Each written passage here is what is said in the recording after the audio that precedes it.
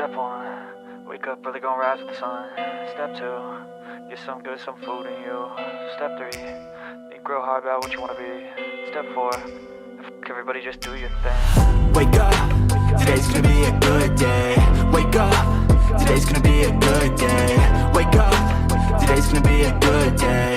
Wake up, today's gonna be a good day. Wake up, today's gonna be a good day. Wake up, today's gonna be a good day. Wake up, today's gonna be a good day. Wake up, today's gonna be a good day. Yo, set your affirmations, aspirations. I got shit to do, the aftermath of preparation. Good food, good mood, blood in circulation. One step at a time, yeah, that's how you make it. Set a goal you control and the steps you take them. I try to pick one thought, have some concentration. And if I make a mistake, it's called education. I try to do this every day, call it replication. Wake up, today's gonna be a good day. Wake up, today's gonna be a good day. Wake up, today's gonna be a good day. Wake up, today's gonna be a good day. Wake up, today's gonna be a good day. Wake up, today's gonna be a good day. Wake up, today's gonna be a good day. Wake up, today's gonna be a good day. So life ain't easy, yo, I think there's a reason though. Ups and downs, just like every different season, yo. Sometimes I'm high, other times I'm barely breathing, though. I always gotta fight and hide from the demons, yo. Negative thoughts are poison, they rot. Head full of flies, so here come the clouds. They'll never stop unless I can swap all the bad for the good in my head when I'm lost. Yeah, so I'ma fake it till I make it. Positive thoughts are overtaken, I got patience. One day at a time is how you operate a cadence. A flow, you grow, you show yourself a foundation. Stay away from all the shit that causes temptation. I know that I like to do it cause it's sensation. I live my life in my head like a narration. Don't expect greatness, do my best, man, I'll take it. Wake up, today's gonna be a good day. Wake up, today's gonna be a good day. Wake up, today's gonna be a good day. Wake up, today's gonna be a good day. Wake up, today's gonna be a good day. Wake up, today's gonna be a good day. Wake up, today's gonna be a good day. Wake up, today's gonna be a good day. Wake up early, gonna rise with the sun.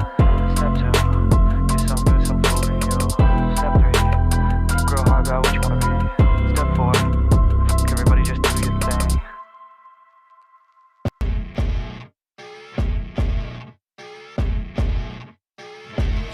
As you wake up in the morning, you want to find the latest, greatest information about criminal cases and have an intuitive conversation about the suspects associated with these cases. Head over to the Bullhorn Betty channel on YouTube.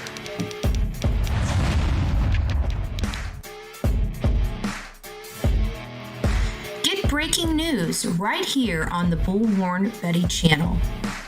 Welcome to the Bullhorn Betty Coffee Club. Enjoy your stay and enjoy your day.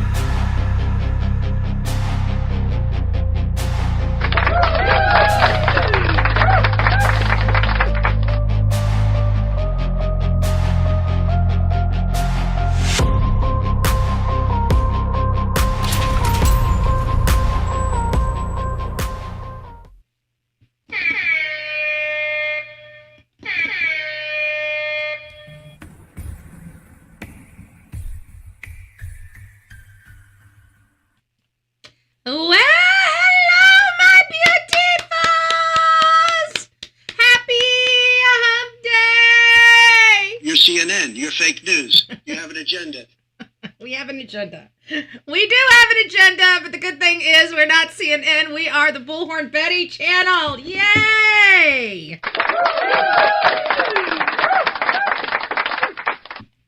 I hope you are all doing well. I can tell you the case that we're going to be covering. I got sucked into the rabbit hole. I will not lie. I woke up. I want to know who this guy is creeping between 2 and 5 a.m. or 3 and 5 a.m. in the morning, right? I want to know who's creeping. And so I'm diving into this case about this dentist and his wife, Monique. And I got to tell you, this is really a head scratcher. These people just seem super, super amazing. You know, you have some really good people out there in the world. You know, you just do, right? I don't consider myself one of these good people. I mean, I consider myself a good person. Don't misunderstand what I'm saying. But there are just some that rise to the cream of the crop that have that it factor, right? They're kind, they're beautiful, they're happy, they're, everything that, from the outside looking in, even though we do not believe in the perfect family or perfection, right? They seem to be more perfect than the rest of us. I'm not, I'm not saying anything. I'm just, I'm not talking about me or anything like that. I mean, I would hate for anybody to think I put myself, I judge myself either. I'm just joking. I need to stop. ER Blues, it's nice to see you. The real me too up in the house. Melanie, Unicorn, it's nice to see you. We've got a very busy January and February, so we're going to be relying on our audience to be here when I can go live, okay? There's going to be almost a week at the end of January that I'm going to be, out of commission. I've got 2 days in Tallahassee. So, and it's going to be a day drive there and a day drive back. So I've got political stuff that I have got to do. We have an opportunity to meet some of the decision makers up there in Tallahassee, and I'm taking the opportunity to go. And I've already signed up. I'm going. The only thing it's going to cost me is my food, my gas, and my hotel stay, right? Everything else, I'm a part of the Republican Liberty Caucus. It's Liberty Days. We're going to be up there. We're going to be out there meeting people and getting this stuff moving in the state of Florida. So I'm excited about that, but I'm going to be completely down for 2 days. I'm going to have to go ridiculously early for lives on our true crime stuff. And then I will debrief, my day or what I learned or anything. If you're interested, I mean, some people just aren't interested in it. So the people that are interested in it, please come back. I'll keep you guys abreast of everything, but it's going to be January 19th to the 22nd. And for those that are concerned about my beautiful baby Delilah, she is going over to Grammy's house, Gramsy's house. She's going to have a blast. I'm absolutely confident of that. So no need to fret. Let them 66, it's nice to see you. Denise, good morning. Unicorn, it's nice to see you. Oh, look what we got. Look what we got. Thank you. Happy hump day to you too. She says, happy Wednesday, Betty, Delilah, Mods, chat, sending love to everyone and prayers to whoever may need it. Don't forget to hit the like button for BHB. They used to send kits out, when we were kids, for our parents to take fingerprints, pictures of us and, the height and weight of us. And they put it on this card and they sent it back to the state for the register their kid. Like we needed to be registered in case we disappeared. We ran away from home, right? Well, we need to do that over here for the Bullhorn Betty clan, okay? The coffee club, we need your DNA. We need your thumbprint. We need to make a profile for you in case you go bye-bye. We got to send out the search party to come get you. And things have changed. We got new technology. So hit that thumbs up button so we can collect that DNA and keep you safe. Little Orange Man, it's nice to see you. Oh, Plant Lady, it's nice to see you, love. Big hugs and loves to you. Bookworm up in the house. Teresa, hey guys, I hope you're doing well. Deanna, YouTuber, good morning. Dreaming of blue skies and sandy beaches. Good morning. Pebbles, good morning. Crystal Pistol, I think think I said hi, but just in case, Jenna. Hey, hey, hey. Hey, hey, hey. Oh, look who we got. Love it. Love it. I hope everyone has a great hump day. BHB, you're amazing. You rock. We love you and proud. Just the way you are. Oh, thank you so much. I appreciate that. I appreciate that. Who else do we have? Jenna, it's nice to see you, love. I hope you're doing well. I think we're kind of down to the bottom. Let's see if we have anybody over in the infamous vertical stream. It looks like we're good. We got some six people over there hanging out. Oven Baby, it's nice to see you. Skylar, it's nice to see you. I hope everybody's doing well this morning. Good morning to the people in the bushes as well. Oh, Lady O up in the house. Oven Baby gifted a Bullhorn Bullhorn Baby. A Bullhorn Betty membership. Because I'm a love machine, damn it. Who did that go to? I don't know who that went to. Who retracted the message? Who retracted the message? Oh, maybe it was not an accident? I don't know. I heard it was gifted and then it went back. But anyways, have a great day. I don't know. I've never seen that. I never understood my creators have to beg for a simple thing like clicking a thumb. I know, but I think it's because people forget to, you know? I think it's just that people forget to. BHB, baby. I know. Oops. Oops. Anyways, guys, so I have been learning a lot about this case. Like I said, I have taken, hey, Faye, it's nice to see you. Did Delilah get her? Was that from you, Oven Baby? Oh, yes, she did get her toy. I didn't know who it was. And so, yes, she even played, I love the purple. Yes. She even played with the little, I guess, dumbbell or whatever. The one with the two little knobs on the end. She has that, and it's got a little, it's got a knob on one end and like a hole with a threaded whatever. Anyway, she loved it. And the other toys, I haven't played with her yet. I didn't want her having toys literally strung all over the road, or all over the living room. So I gave her that one and I gave her the ball. Yes. Teresa, welcome to this crazy family we call the Coffee Club. The insane love. Nice to see you. Love it. So what I've learned about this is I still can't figure out what these two beautiful souls could have possibly done to anyone to be murdered inside. Mom got the purple ball, the chew toys with the rope. Aw, I really love it. Thank you. Thank you so much. Oven Baby. I love it. So, I think the one thing that we have a problem here is we don't have a lot of history. And I tried to go back and find some history on this, which is what we typically do. You know, we go through, I usually pull a background report. I start going through and, you know, kind of trolling their social medias, getting as much information, identifying extended family, you know, et cetera, you know, just trying to find out, you know, what people are saying, because I'm not boots on the ground. We're not in Ohio. So you know, it's funny because when you're there in person, people don't mind coming up to you and whispering something in your ear, right? But when they have to actually write a letter or put their name on something, it's funny how things just don't get where they need to go. So I've experienced a lot of that, and why I favor boots on the ground. Very, very, very, it's a much more expensive process, obviously, but the quality of reporting is the best, right? So we're kind of in a situation where we're at the mercy of whatever I can find. So if you guys know that when I start bringing up a case that I put a name on it, that means this is not one that we are covering in our little 5-minute sector, which we're about to do for a case here in Manatee County that I thought you guys might be interested in. A little scary, something that we can at least learn from. And then we're going to get into the main case, the main title, which is the dentist and his wife, Monique, that have been killed in their home. And thank God their young children, 4 and 1 years old, were unharmed.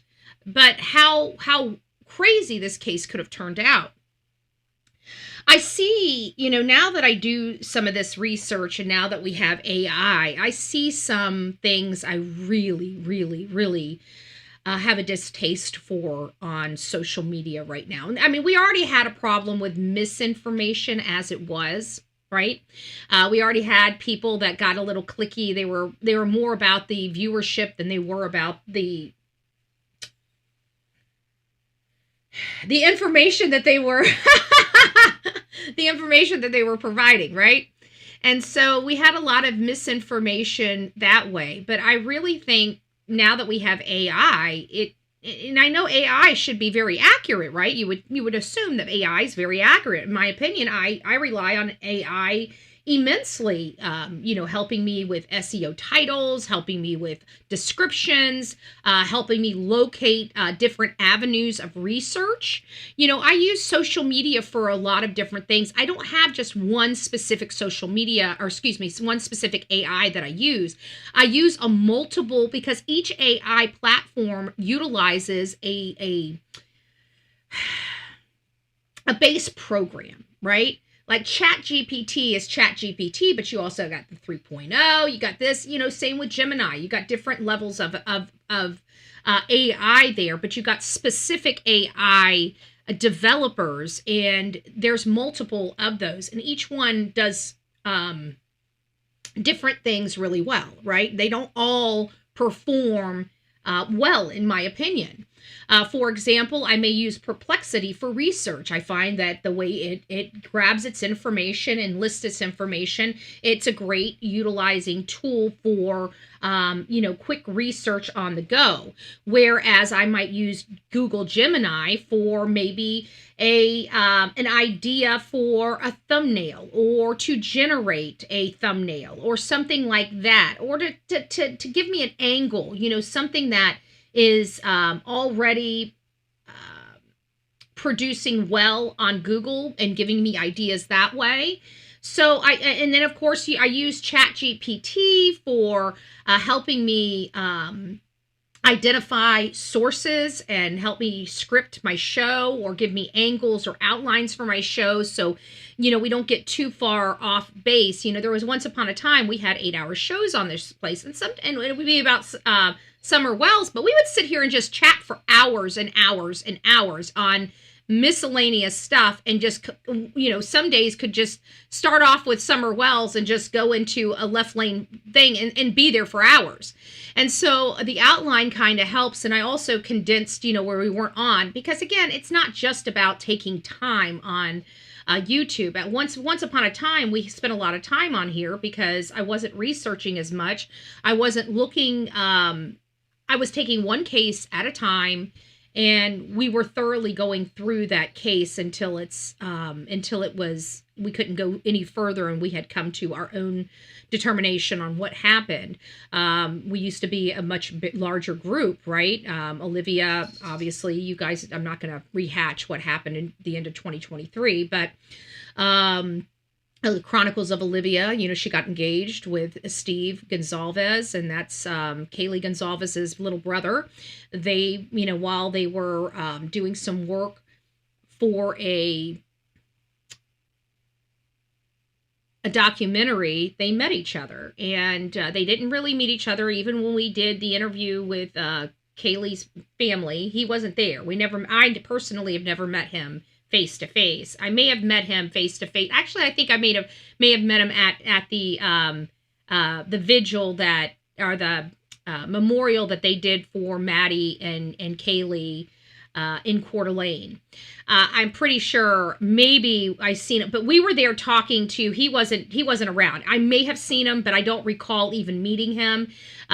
Christy and Steve, mom and dad, introduced us to both Maddie and Kaylee's boyfriends, and we got to meet them. But that was probably, to the extent of that. So, even Olivia, she's all the way across the country now. Even when she left Florida, went to North Carolina, her and I were working as much as we could that far apart from each other. But then when she made it all the way over to Idaho, it makes it a little more difficult to partner with each other on these things. And it seems to me that she's slowing down a little bit as far as, going out and doing this stuff from the scenes and going off for 2 weeks at a time. I don't foresee her doing that. And we'll be doing that at the end of February and into March when I'm visiting Tennessee for the event we've got planned for Sebastian Rogers. And it's going to be spilling over because that's the closest I'm going to be to Kentucky. And you guys know I've got to go start planting some feet in Kentucky because we've got a long fight ahead of us to get Massey out of office. And so I've got to go I got to go network in Kentucky. And that's going to be a boots on the ground type of effort because I need to be belly to belly with people and get some information. So I've got to go out there. I've got to have some people that I've got to meet with, set those things up and then let that grow all on its own. So I'll be boots on the ground, hitting the ground running once I get into Kentucky, but I'm only going to be working in Tom Massey's district. I may expand out to Rand Paul's, but right now I'm just focusing on Tom Massey. He's the one that's really driving me crazy. Rand Paul is too, but not near as bad. And even my people, I'm sitting here in Facebook groups. I'll get off this conversation here in just a second, but I was even in some Facebook groups and people that I worked side by side with years advocating, right? Were like, Tom Massey is like the most conservative independent person we have. I said, you know what really irritates me about that is everybody keeps telling me that. But I have watched this man vote with the Democrats 90% of the time. Now, I want you to explain to me what is conservative about that. They have every single excuse, and he's very good at convincing people exactly why he can't vote with the Republicans. But at the end of the freaking day, it doesn't matter. The man is voting with the Democrats. You see what the Democrats are doing to this country. I'm done, okay? He's had every opportunity, 13 years in office, and hasn't got a damn thing done. I'm done. Okay? He's got to go. Kentucky, you've got to stop with Massey. He is not good for this nation, and he's not good for your state. Please do yourself a favor. Please do yourself a favor. Please, for America, do yourself a favor. Cut the umbilical cord. Okay? He's not a good dude. No man that's in love with a woman is going to be able to bury one woman and marry another woman that quick. Okay? I have been single for 3 years, damn it. Okay? It's not that easy just to do it just like that. If it was, everybody that cared for somebody would do it. So he either didn't love his wife or his Peter was already out of the bag before his wife went into the, grave. So either way it looks, I'm sorry. I'm not a fan, okay? He's not my kind of guy.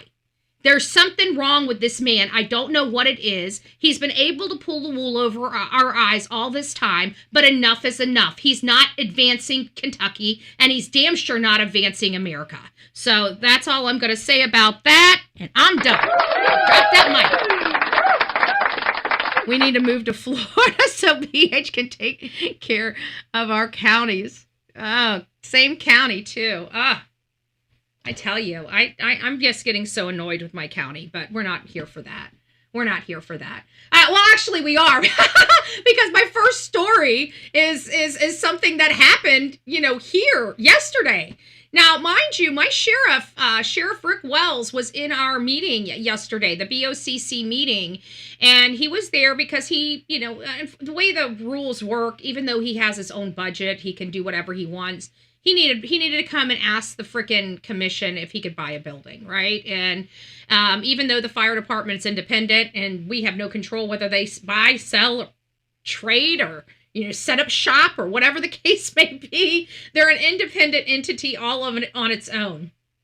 And they can do whatever they want, but our sheriff can't. He's got to, even though he has his own budget, he still has to come and say, may I please, right? May I please buy this? I will never, any other sheriff, maybe I will say no, maybe I will, side-eye him. But in all fairness, the Wells have been, policing our community for literally generations, okay? The Wells family hasn't, it was his dad, Charlie Wells, was the sheriff here for a really long time, and he handed the baton down to his second in command before the second in command ultimately handed the baton back down to his son. So that's kind of how everything worked. And I think it was, a smart political move, because I think people would have had been out of shape if he handed the baton to his son, right? So we did have the other person stepping in, and then that guy wanted to retire. He had done everything he was going to do. He wanted to retire or move on, I don't know, and maybe go into private practice, which a lot of them, once they get to a certain area, end up doing anyways. And it was handed to Rick. And so at the end of the day, I've been very happy with our policing. I want to make sure that we have a safe community, and we've got cartel here, we've got thugs here, we've got areas that I would not go in. Okay, so I know that we need probably more, just like every other community, we need more policing, but bad things happen even in good communities. Oh, and I found out this dentist and his wife, this community used to have problems, and it sounds like this was revitalized. It was a revitalized area that really came into its own, and they've really attracted a whole different sector of people. And there, obviously there were problems historically in that area, but from my understanding, not recently. I did look at the map about RSOs. We're always curious. RSOs, right? There's a man deceased. We don't know the condition of the woman. We know she was shot one time in the chest, but we don't know what happened between the time that the multiple fire went into the man and the one shot into the woman. What happened in that room? They're being very, very hush-hush. Is this something where there was more trauma here? Was she AR'd or SA'd? These things, we don't know. This could be something, but if we're dealing with somebody that has no forced entry into that home, another person that, or, a person that, one, doesn't have forced entry into the home, two, I just don't know, like, having access to a gun. I mean, in Ohio, I think they're kind of a 2A a state. I don't think they restrict or regulate their, firearms that much. So you're talking about somebody that has access to a firearm because the firearm wasn't there. You have a man that was shot multiple times and a woman that was shot a single shot to her chest. So is there overkill on the husband? And if there is, then that could lead or tend to tell us that he was the primary target, right? We've got to look at history here and statistics when covering this case. I think it will help derive, at least point us into a proper direction. Now, I know I've been watching Jennifer Coffindaffer, and I see her concerns. Why was his boss calling him in as a welfare check from Florida, only him being late for a few hours? And so I started pondering that, and I do understand her major concern. There's no ifs, ands, or buts about, do I understand Jennifer Coffindaffer's concern? Of course I do. Because it's very uncommon that somebody from Florida is going to call law enforcement and report their employee. It would usually be somebody from the office, right? It's usually somebody from the office that would do that. But I'm kind of seeing something, and I don't know if I'm accurate with it, but the way I'm kind of interpreting this whole situation, especially after hearing the 911 call, which we're going to hear in just a few minutes, I've got two things brought up. We've learned, let me pull this up real quick. We've learned a few things. So I want to give you all the information that I've learned about this case so far. Okay. Can I put this up here? Can I not? Let me see if I can. This is I think I have another one. There it is.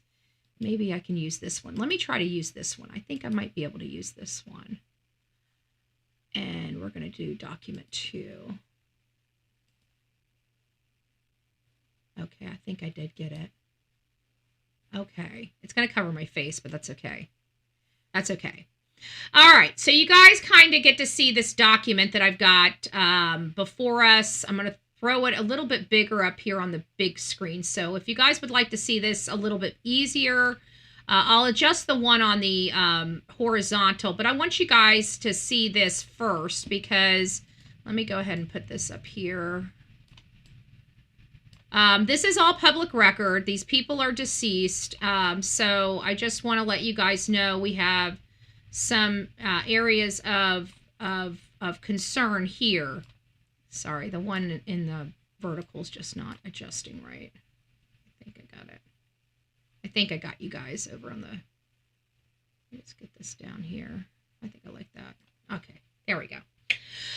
All right, so let's just go over this document that I've put up here before you. So we have an Ohio dentist and wife. So this is the document I created, and as I got information, I just started plugging it in. And all the information that I've derived so far is from articles that I have read throughout this process. So we know the victim is Spencer and his wife, Monique. Spencer is 37. Monique is 39. They were found dead inside their Ohio home on December 30th.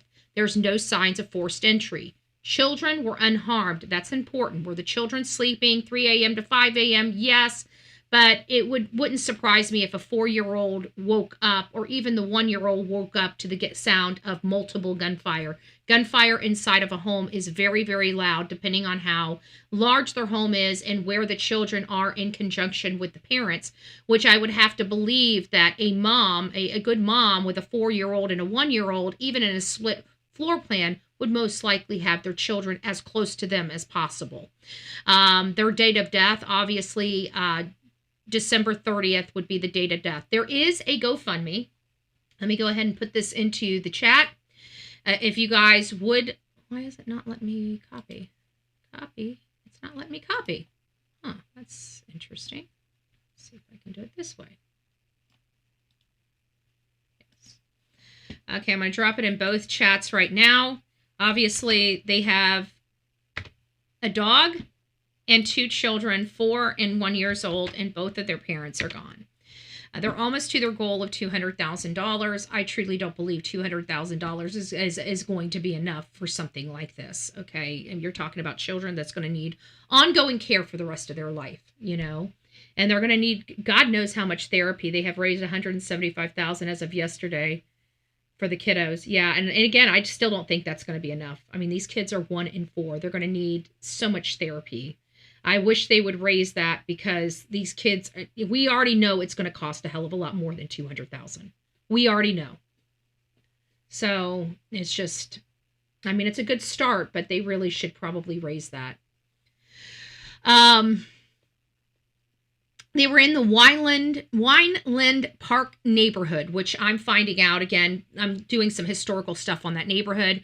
The lead investigator, the investigator into the death of Spencer and Monique, is being led by the Columbus Division of Police Homicide Unit. Specifically, the lead investigator on the case is Detective Weiner, who is being assisted by Detective Miller.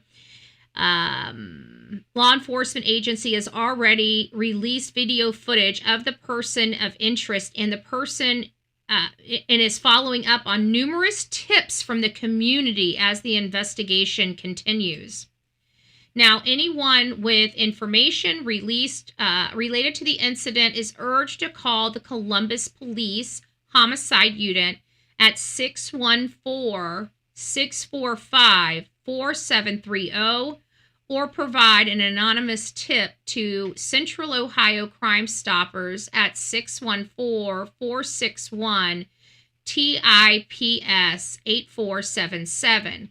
The office of the coroner, Nathan Overmeyer from Franklin County Forensic Science, is the coroner's office. We have not received the autopsy back. It's pending, final, I can't remember what it is, but I think it's still pending toxicology, and they're not leaking a peep of what could possibly be in there.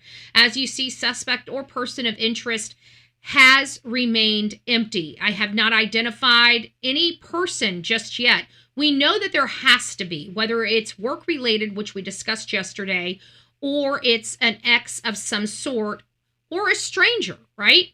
Being inside the home at that time, being able, that it really puts the stranger danger, in my opinion, way, way, way, way down at the bottom.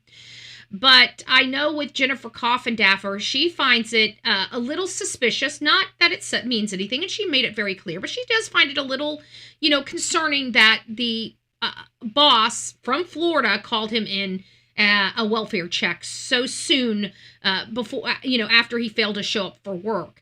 I believe it's definitely personal. That's kind of where I'm going, and I believe whatever the target was, he was the target. The doctor was the target. The woman having the one shot in the chest, it seems to me that I feel like she was left to see.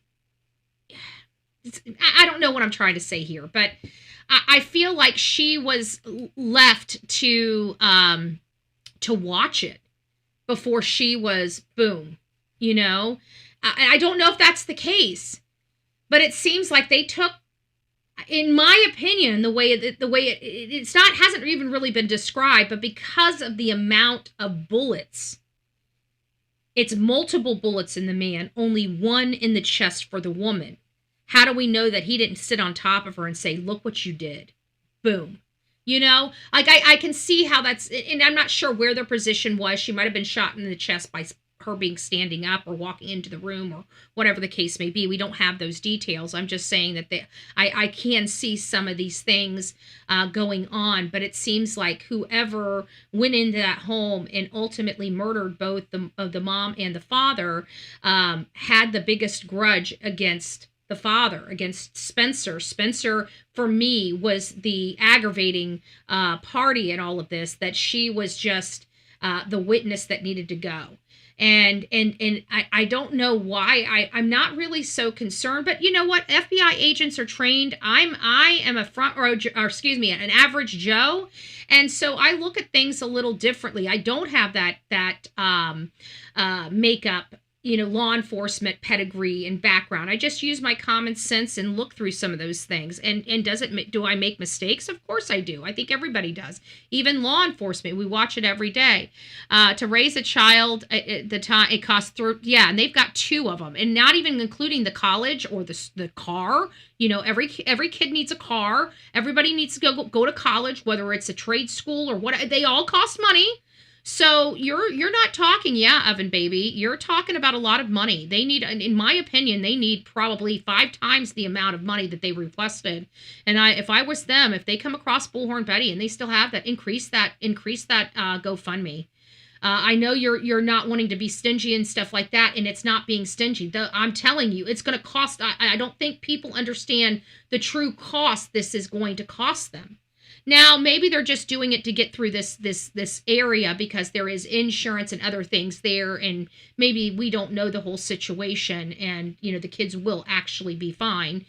They just need this money to get through, from point A to point B until things are fine. That very well could be the case.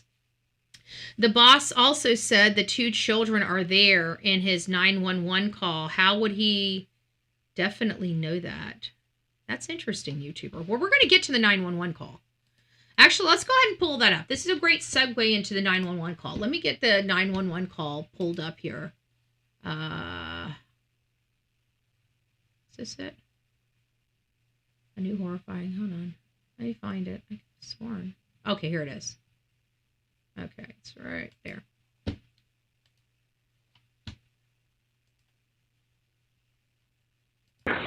He appears dead. Okay. His blood. Oh, that's the second one. That's a second one. Hold on. Let me pull these back. Let me get back. I don't even know why I'm turning this on this one. This should not be on my breaking news. It should be on another one.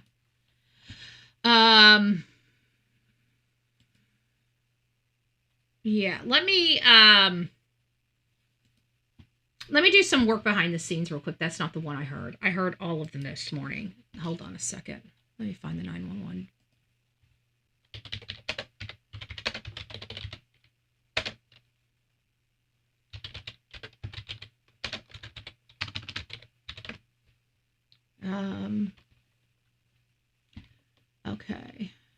all four. Okay, here it is.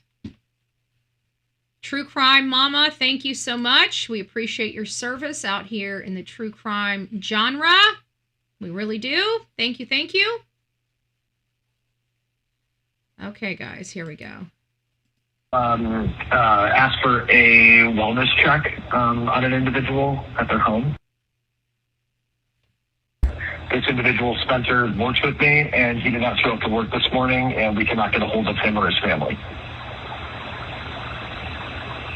He didn't show up to work? Correct. Allison Haterland. Okay. Does he have medical problems or? It's good to see. If you guys don't know what we're hearing right now, we're going through all of the 911 calls. It goes through, and I've got the date for, or the times for the 911 calls. It looks like the very first 911 call came in just a little after 9 to the law enforcement, and then they went to the house, nobody answered, and they left. So it was almost an hour later that the other call came in, that from my understanding. And I didn't know there was 4 calls. I thought there was only 3 calls, because I remember hearing the one from the guy from Florida. Then I remember hearing somebody call from the office and in question, and then somebody from the office went to the house, and ultimately it sounded like they went into the house. They could hear the kids, and they ultimately, it sounds like they went inside the home.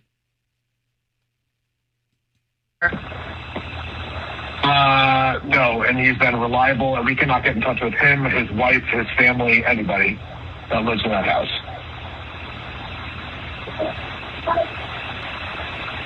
Okay. So There's you're 2 in kids in Florida. the home. I'm in Florida. I own the business. I was informed by. I don't think that that's as suspicious now that I hear it in context as people are making it out to be, because he was describing all of the people inside the home. And I think he was clarifying, because he had just said before that he can't get a hold of anybody inside the home. And then he said also his wife. So it implied that there was another adult there. And I think he was just referring that they have children. I don't think he was necessarily meaning it, but you know what? That could be leakage for all I know. Could this doctor have unalived them and then shot off to Florida? I mean, yeah, anything's possible. We're learning some stuff too, and let's just keep listening. Excuse me. My employees that he was not at work. Let's listen to it at the office. Let's listen to it in all over again. Oh, thank you. Oven Baby gifted a Bullhorn Betty membership. Jerry Lynn, welcome to this crazy family we call the Coffee Club, i.e. the Insane Asylum. Grab your straight jacket in your padded room and welcome aboard. Columbus Police, Tech 107. Yes, I would like to ask for a wellness check on an individual at their home. This individual spent lunch with me, and he did not show up to work this morning, and we cannot get a hold of him or his family. He didn't show up to work? Correct. Okay. Does he have medical problems or? No, and he's been reliable, and we cannot get in touch with him, his wife, his family, anybody. Yeah, even the dispatch lady seems a little off-putted by the fact that he's calling for an employee not showing up for work. Because I heard a little hesitation in her voice, and then it comes back to, seeing what Jennifer Coffindaffer wrote, and it just, makes me want to pause a little bit and just remind everybody that, we don't know what the hostility is here. We don't know who that person could be. Could he be somebody from his office? We brought that up yesterday. Is there a financial aspect? Did he find out somebody was committing crimes? We've got a lot of, think about it.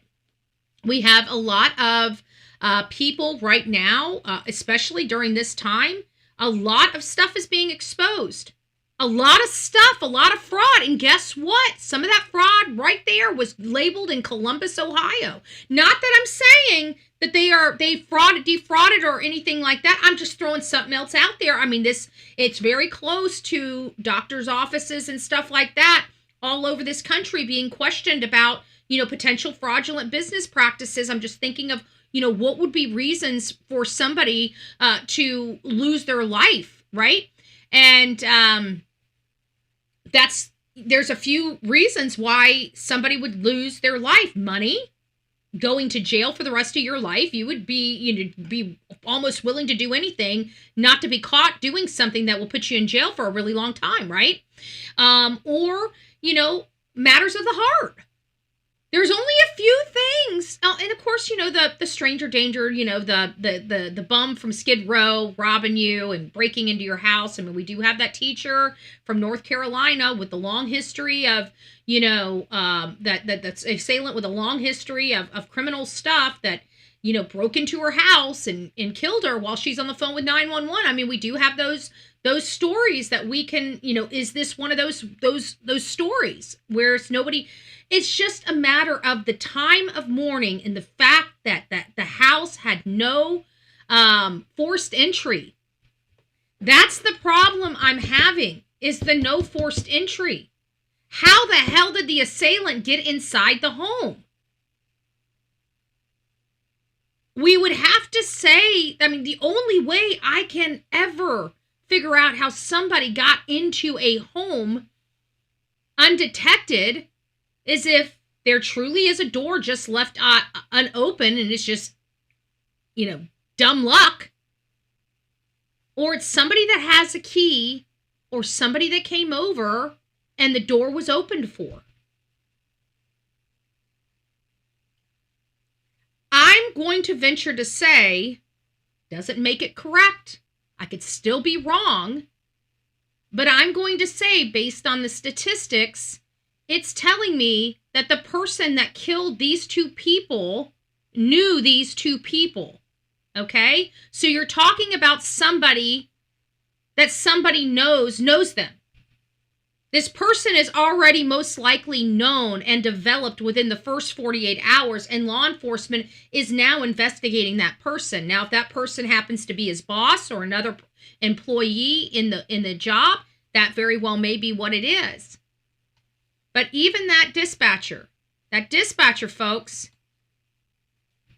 she seemed a little taken back by the fact that this guy's calling an employee that's only been missing for a little while into this. But I think, again, I understand why. I think it's because he's out of town. He left this guy in charge, and he knows for a fact that this guy would never come in late without telling somebody. And the fact that they called him and his wife, and his wife would always be picking up the phone because she's home with the kids, and that she's already, at this time, 9 o'clock, 8 o'clock in the morning, probably up to her eyeballs with children, food, getting things cleaned up from breakfast, right? So, just think about their morning. They probably have had plenty of times where they've had to call the wife in the past, and she picked right up the phone. Never, not once, that might be the main problem, is never, not once has neither one of them answered the phone, and they have a gut instinct that something is seriously wrong here. Right? So we don't know if that's the case, and that's what made the boss kind of jump into action so soon. But it could just be because he's a damn good employee, and there is no way in hell he would not be at work. We just know some people like that. Do we not? I can tell you, if my mom did not show up for work and did not call in, I guarantee somebody from her job would go by her house or send an officer to go by her house. I don't think there would be anything in between, because it would be so out of character for my mom just to no call, no show. It's very out of character for me to do a no call, no show, right?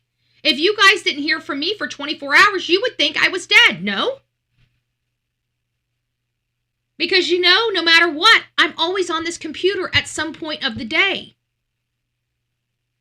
So I'm kind of iffy. I understand the concern with the boss. This does seem a little out of place. I'm not going to dismiss it. But is there a reasonable explanation for it? And I think there is. So we're going to have to get more information if this is significant, or, you know, his boss could possibly. This is bewildering. Great word. Great word, Alice. Great word. Yes, bewildering, I think, is a good word. That lives in that house.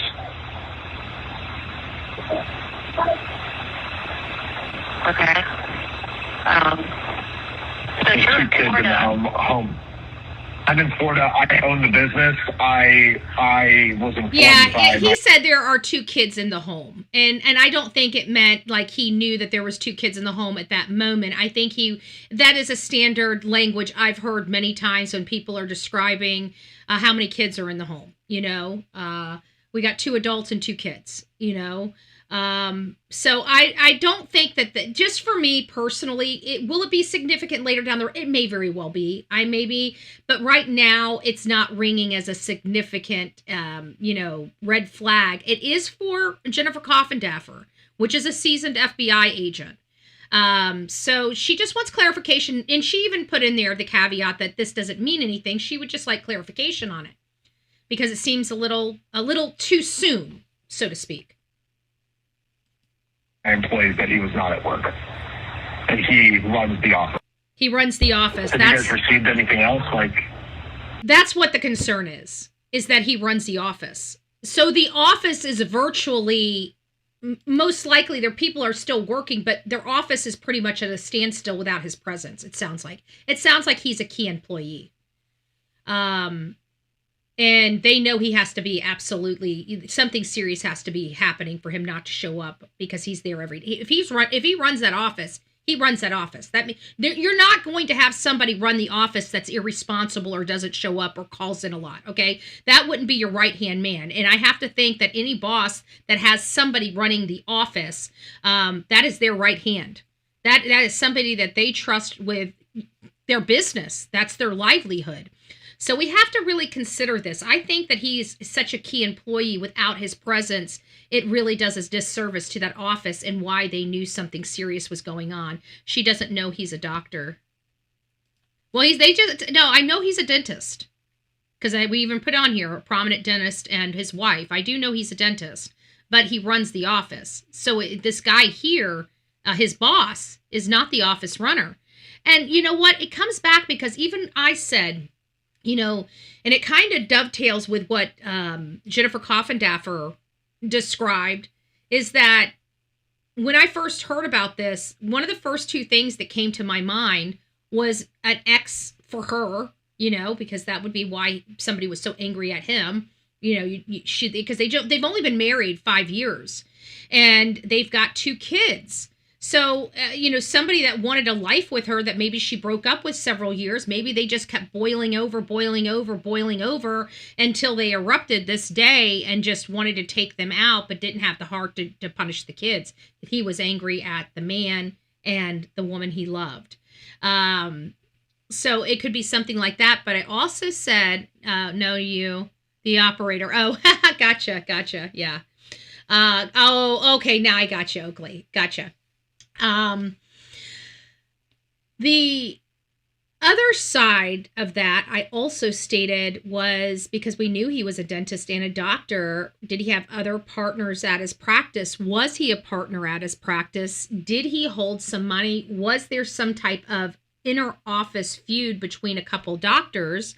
And to look at that angle of it, but we still don't have a lot of information related to his job. How many people worked in his office. A dentist is a doctor and the operator doesn't know. Yeah, I got it. Get it now. I got it now. Can I suggest removing the missing children tag? I was almost in tears thinking a couple of children were moving. What do you mean? A couple of children tag. I don't know what you're talking about. No, I'm not going to remove anything. And I'm quite offended that you would ask me to because you don't like it. If you don't like it, then you don't like it. I'm not trying to be rude, but this is the Bullhorn Betty channel. This is not the Allison Haterland channel. Okay? So no, I will not remove anything. Don't ever come to my chat and come here for the first time and then ask me to do something like that. I find that very offended. I'm offended and I find it very rude. Just so I can teach you a little bit about behavior, which I shouldn't have to do. We're both adults.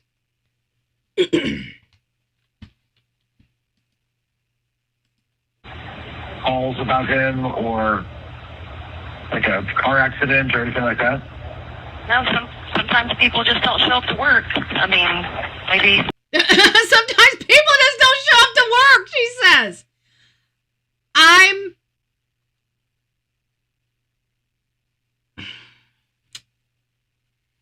This was something very serious. This is what irritates me about law enforcement. This is a prime example why I say whenever you know something is wrong, no worries. I'm very pointed, and I'm very brash when it comes to this channel and how I conduct myself. And the reason why is because I'm already controversial. Okay, I'm going to do whatever the hell I want to do. So trying to tell me to do this or do that, it's never going to work, and it's just going to piss me off. But you'll learn. You stick around long enough, it'll quit offending you so much. And I mean that. Trust me, every single person in this chat has been offended once or twice by Bullhorn Betty. And if they say they haven't, I don't believe them. I don't believe them. Okay, I don't believe them. So hopefully this is your one and done. No worries. Getting back to this though, the dispatcher didn't take it seriously.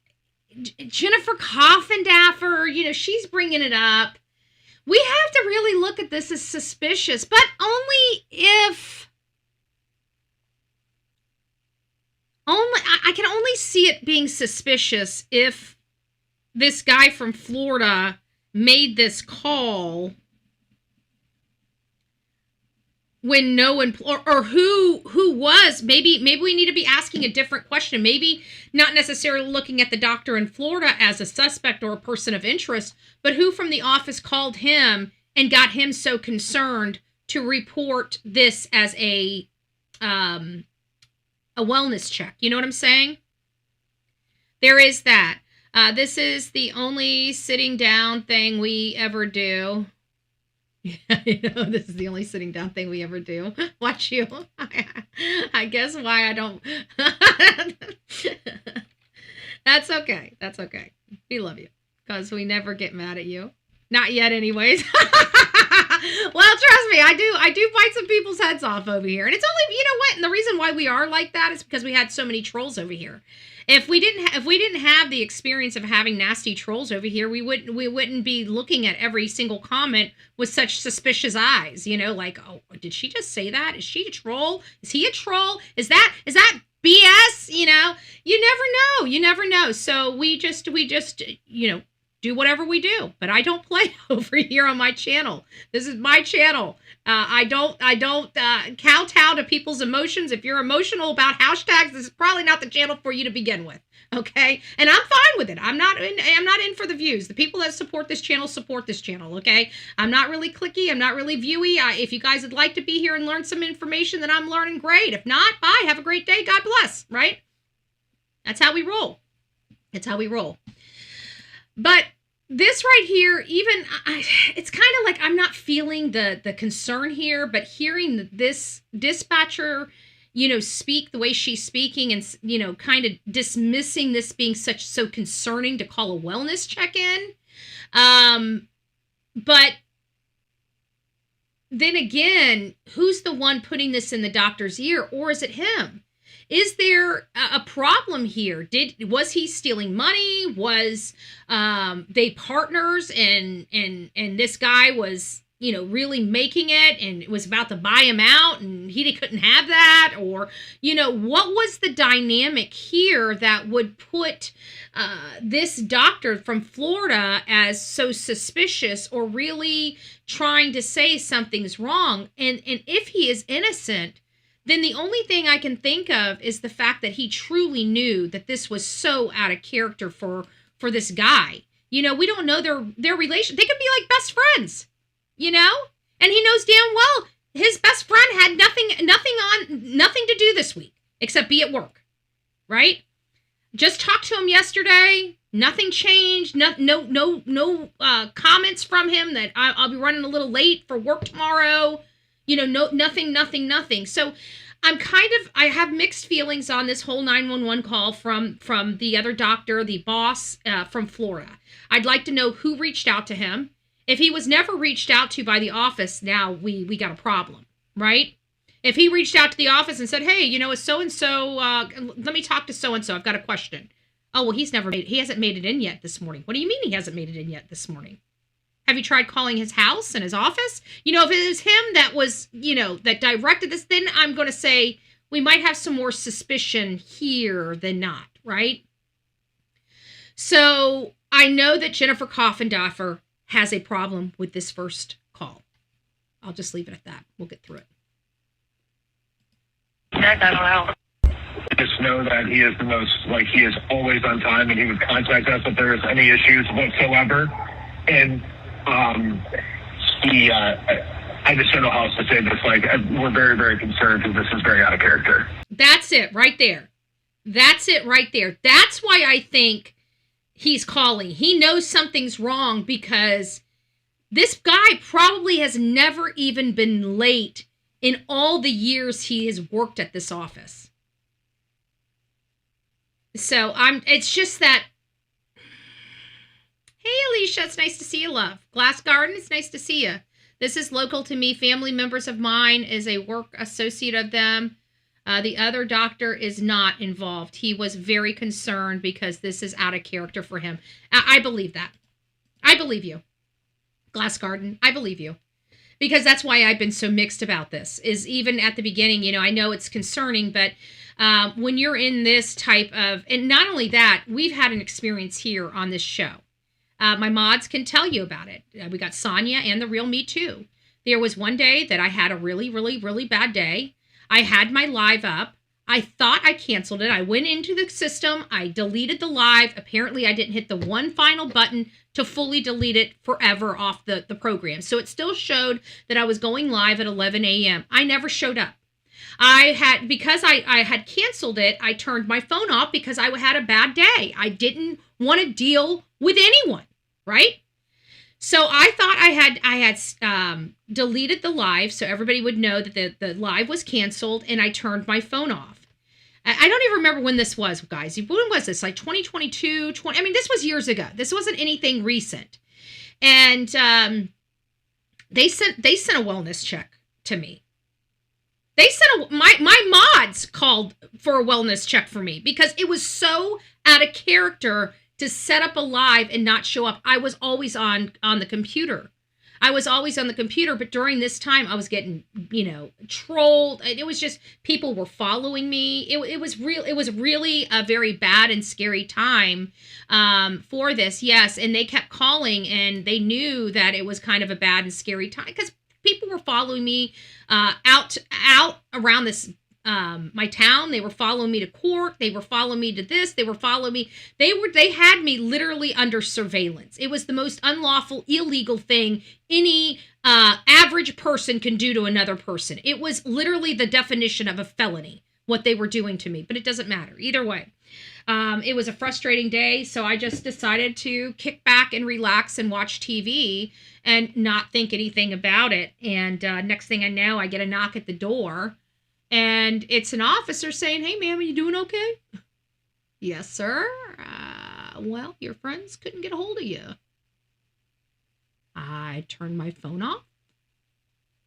"Okay, well, they were a little concerned. Are you telling me that my mods called you?" My mods never did that again. But you know what? I appreciate them, right? I appreciate them. Even though I was frustrated that day, I do appreciate my mods. I mean, they care, right? That was the thing. They were worried about me. They didn't know what had happened. I don't know. But at the end of the day, I can understand that. There was stuff going on in my life at the time. There wasn't anything going, but it was still out of character. They didn't know what to do. They didn't want to not act. I mean, we're in true crime, right? And when you see something, you say something, because we're in true crime. We know that minutes and seconds happen, and God forbid if one of these crazy crackpots did break in here and off me, or hurt me or whatever, and I needed help, they would have been sending help. An officer would have been here. So, I mean, it's a double-edged sword, but I would always rather have the officer show up than not when an officer is needed. You know what I'm saying? Like, I didn't, even though it was frustrating for me at the time, I would never act like that again. I just had a bad day and I was frustrated. And then that just, was the straw that broke the camel's back that day. Oh, my mods are like, we don't want to remember. We appreciate you telling us the story. Thank you. Thank you so much. Thank you. All right, guys, let's get it. I had your mom call me once. She was worried about you. Oh, yeah. So maybe mom kicked them in the butt and got them calling because she wouldn't do it. Did mom sucker you into something? No, I'm just joking. So long story short, I can understand it. We've had it happen here from our own mods, And again, this was years and years and years ago, and I know that they would have never done it if they weren't truly worried for my safety. So, and at that time, it was a very concerning time on this show. And we can't get in touch with his wife, which is probably the more concerning thing. Okay, what's the emergency there? Police or medical? And see, that's what I think it was. I think it was the fact that they probably have a very good working relationship, probably a very private and public relationship. They probably have a relationship outside of the office, a platonic relationship outside of the office. And that doctor is probably very used to, whenever he can't get a hold of the husband, reaching out to the wife, and the wife immediately picks up because she's most likely a stay-at-home mom with a 4-year-old and a 1-year-old, right? I don't know that to be true. She might have a job. But it seems like the highly suspect of all of this was the fact the wife didn't pick up the phone. Like, okay, we can understand he might be busy, he might be out. Maybe we didn't realize he had something he had to do this morning. But the wife we know's home. The wife will pick up.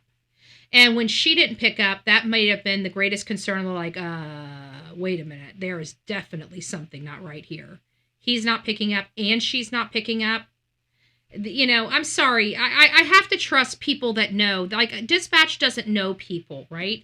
The people calling in know those people. So I'm not going to sit there and say that I think this doctor is sus. Is it concerning? In a sense it can be.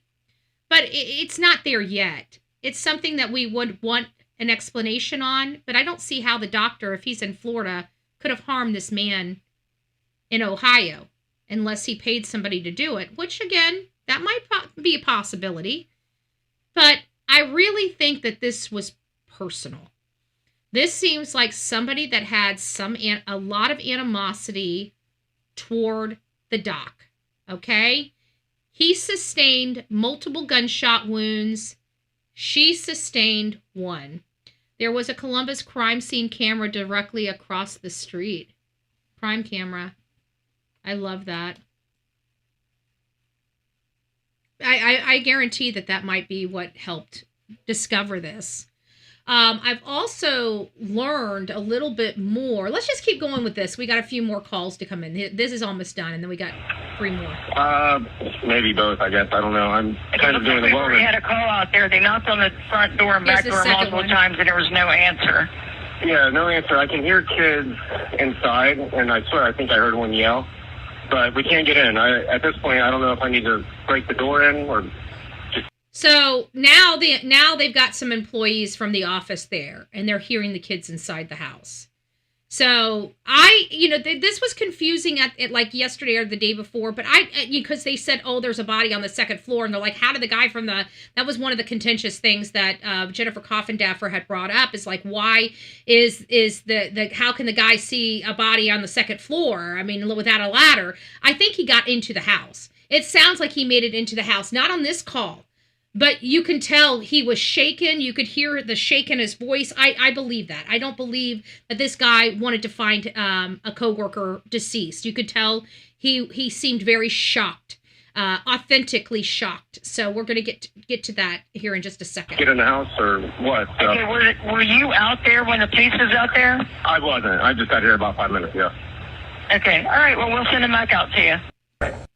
Our boss did not report to work. We haven't been able to get a hold of him for 3 hours. We are on site, and we can hear... Okay, I just talked to somebody there.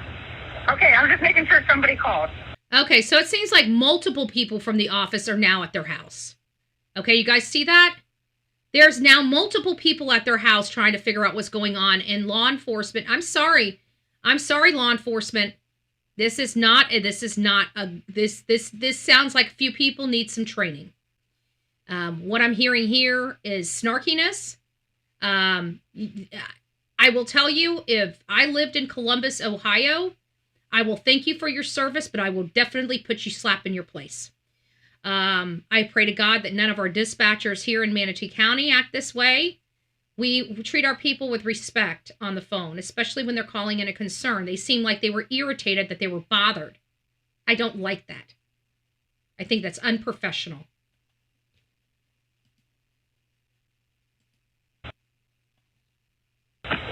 (911), what's the location of your emergency? 1411 North 4th. Okay, 1411 North 4th. We've got several calls on that. What's changed since the last person I talked to? See, we got several calls on that. What's changed? Lady? You'll need to unlock your iPhone first. I'm not talking to you. Cancel. I did not say Siri. I said lady.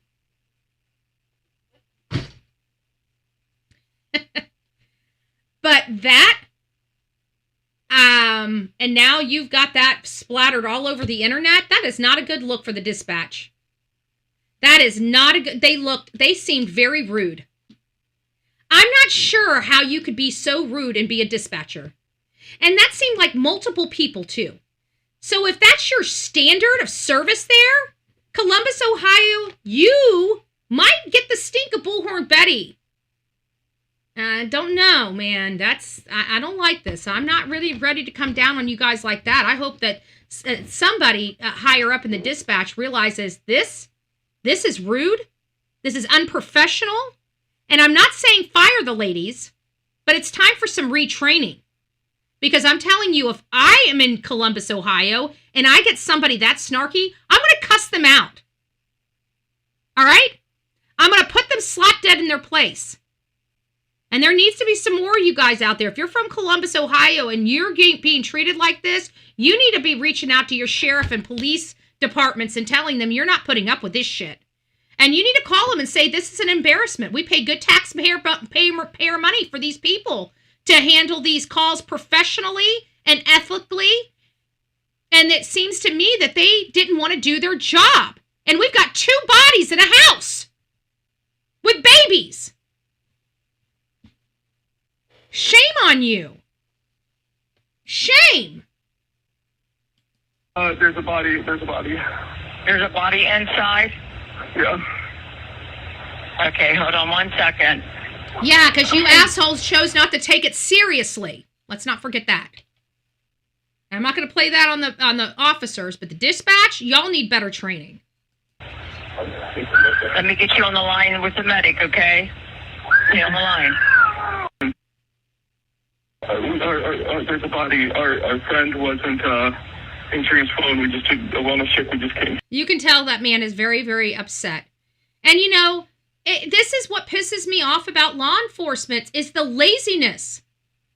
People not taking stuff seriously, and we had babies inside a house the whole day without food, without water, and a whole entire office calling the police department, telling them, get out there, we need your help, something's going on. And every time they're treated with condescending tone.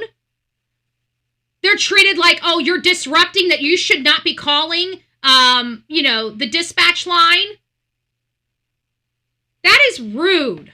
I don't know how in the world Columbus, Ohio is okay with that behavior on the phone. And we're going to make sure it's public all over it. And every time we bring this case up, from this point forward, we're going to talk about these people and their attitudes on these phones. No citizens deserve to be treated like this when they're calling for help. None. Do better. Do better, Columbus. How did the first cop that showed up not hear the kids? He just left. Exactly. He went and knocked on the door. He didn't even investigate. This is what's frustrating. This is some of the things that are frustrating.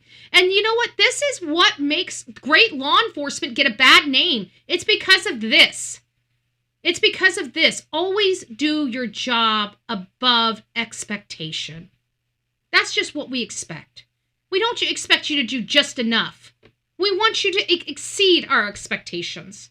We're giving you retirement plans. We're giving you insurance. We're paying you a salary. We're giving you vacations. Show the public some damn respect, please. Show the public some damn respect. That's all I'm asking. That's all I'm asking. He appears dead. Okay. There's blood. He's laying next to his bed, off of his bed, and there's blood. So it sounds like it was a very gruesome scene. And he's hanging off the bed.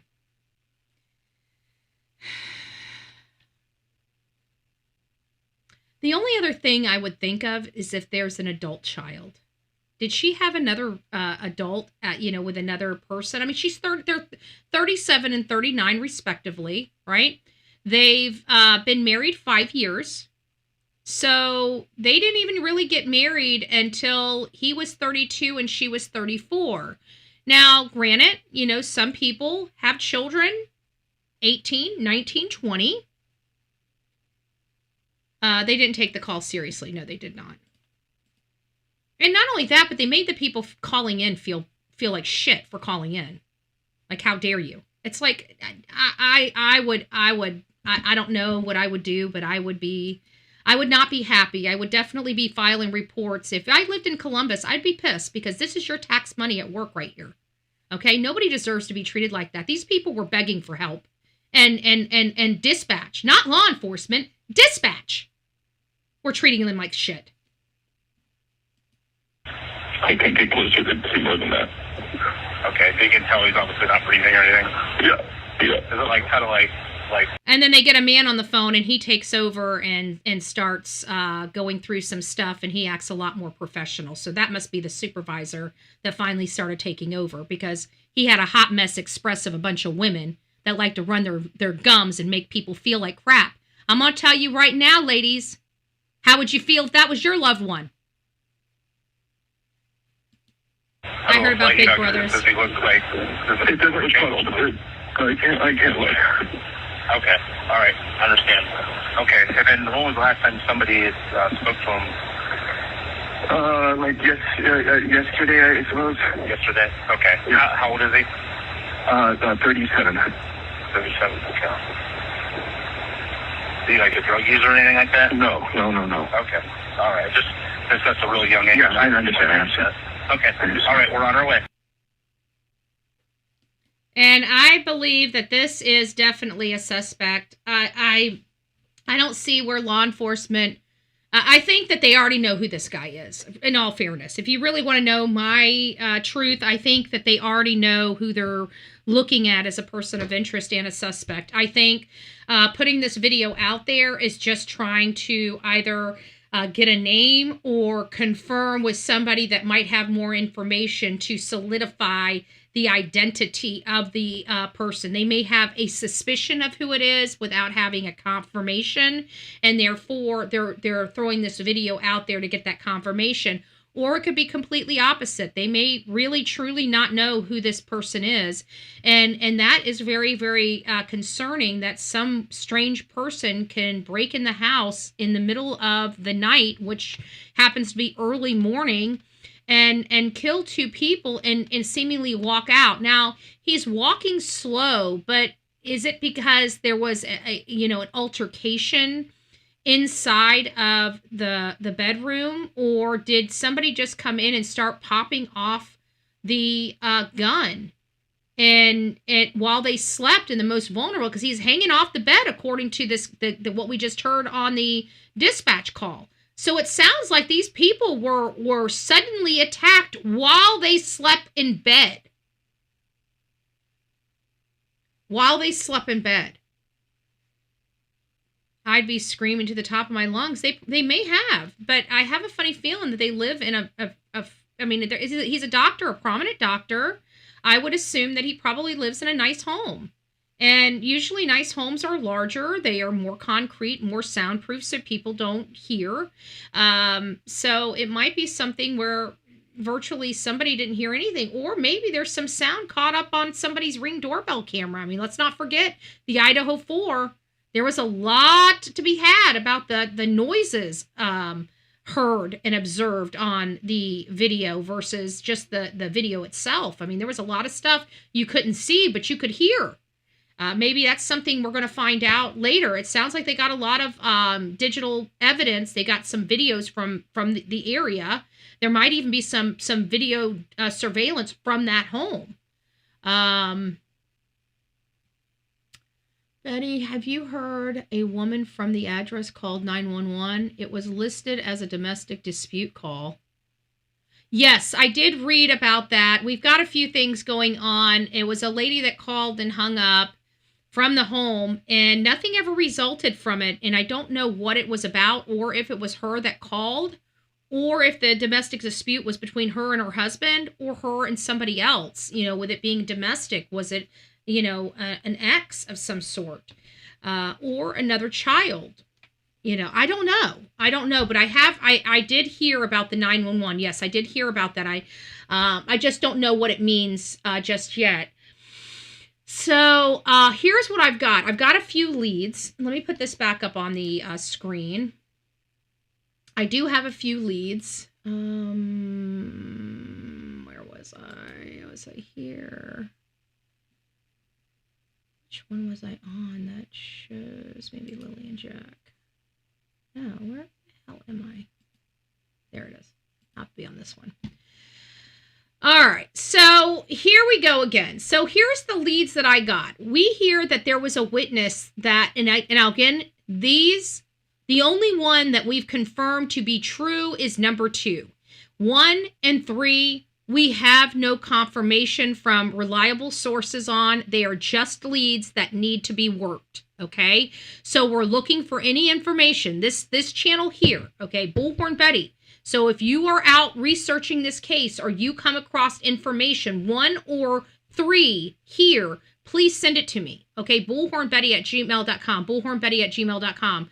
The bill confirmed it wasn't Monique on the emergency call. So another lady.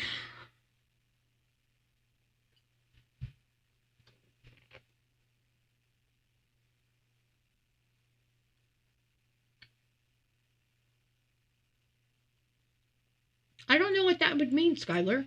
Do you have an idea?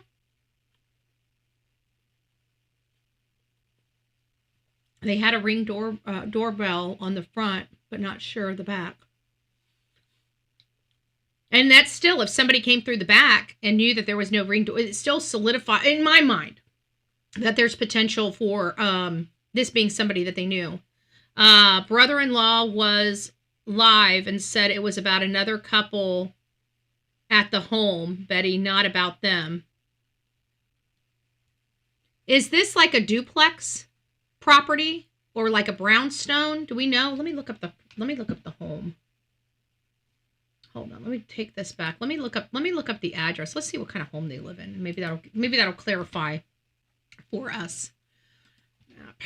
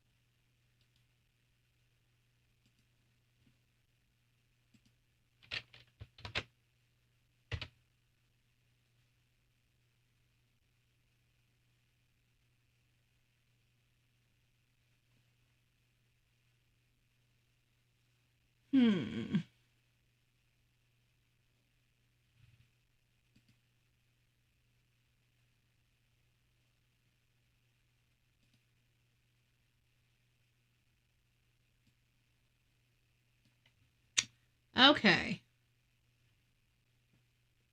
We're at 411. So it must be a quadplex or something. Unless they're on the other side of the road. Let me see. Hold on. Let me just turn this around real quick. There's nothing on the other side of the road. Okay, so it's got to be...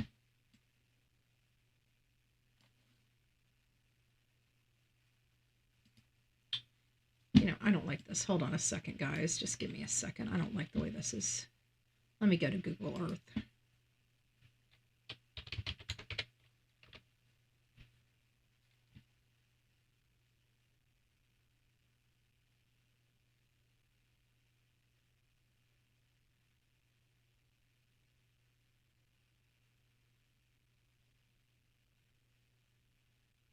It looks like it takes a little while to put up. And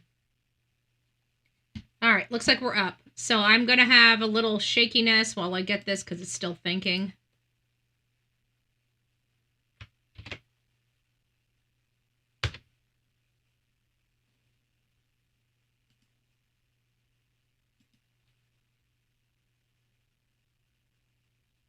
Okay.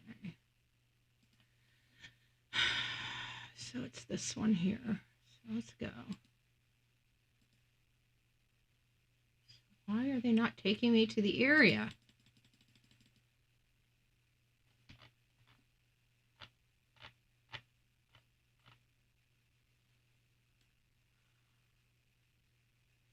I don't know. It looks like they're in a single home. I don't know what the heck I was looking at on, this is the house right here.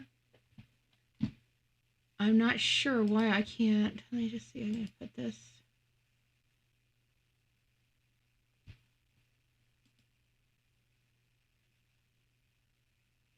Okay.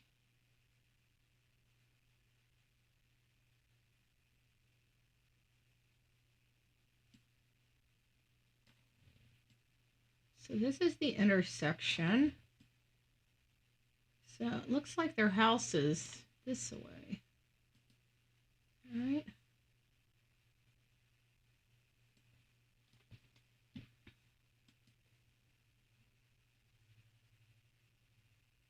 No. You have a corner store here. But they're not telling me what properties are which properties. So we're at 4th and 8th. It showed single family homes.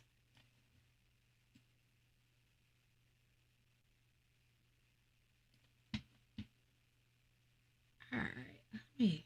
This is a one-way road. And none of these houses have addresses on them. I've never seen something so freaking insane in my life. Let's see if I can go up here and look at their...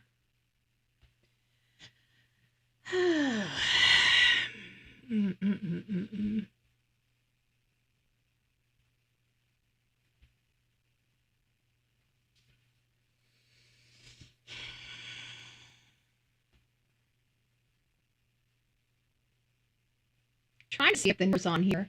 So this says 1309. So, or 1390. Okay, so that's 1390. And 4 of them. So they gotta be on the side of the road.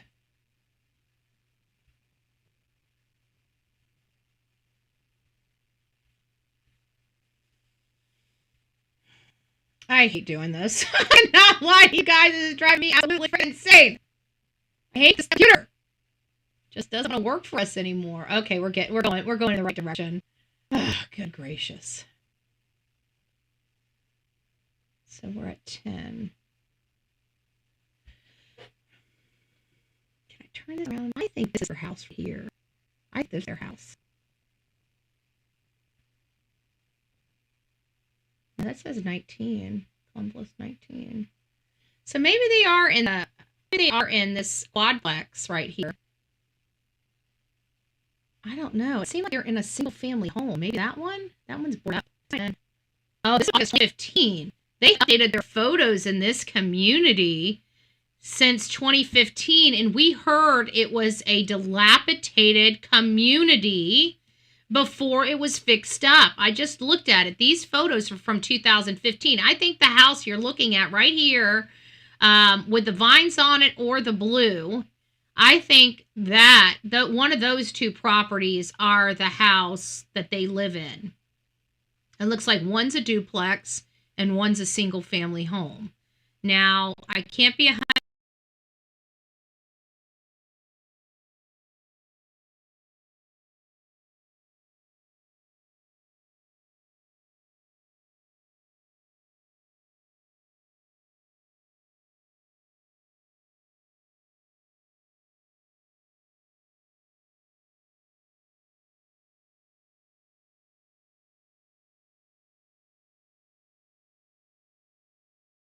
100% on that.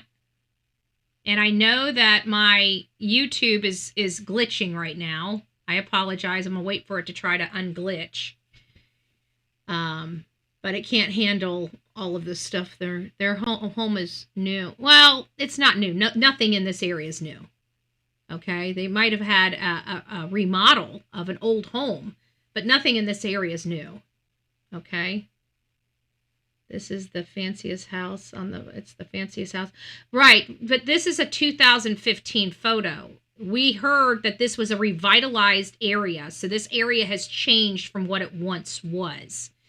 And these photos that you're seeing with all these vines on it, this was from did my sound just go out?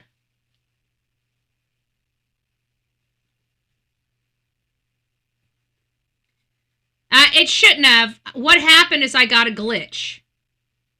And now the glitch is finally catching up, is what happened. Can you guys hear me again? Because it's showing I've got volume. If it was a new build, well...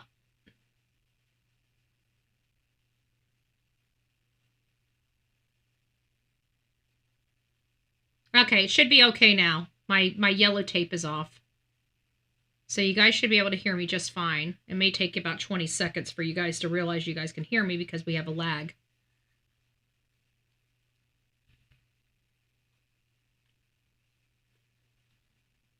Okay. Well, we're not going to see that on Google Earth. This is what Google Earth has for us. Something, we have a photo of from 2015 on Google Earth. So that was the problem. If they tore one of these houses down and rebuilt it, we're not going to know what their house looks like. This is what we've got. Actually, we got the photo. Hold on, let me look at the photo. We got a photo here. Hold on a second. Let me, this is where we're going to start glitching out, folks, because, when I start adding stuff, it doesn't like me adding stuff to this. This will be the house.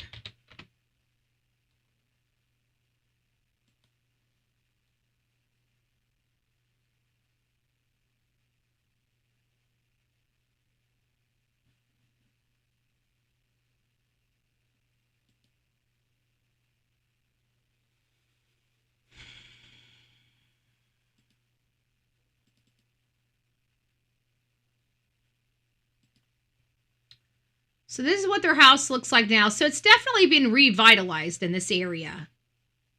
It's been revitalized, but I think that's what their house looks like. It's not necessarily the nicest house on the block, but it is a very modern looking, newer rebuilt. Oh, sorry guys.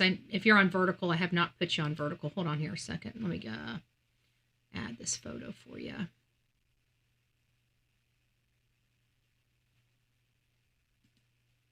There. So that's kind of the house right there. As you guys can see, it's modern looking. That's about as much as we're going to have for the house, you know? But it definitely is newer. You're right. It is newer. It's definitely not one of those. And it looks like it looks like they're on either side of a duplex potentially with the siding. They look similar, like they were.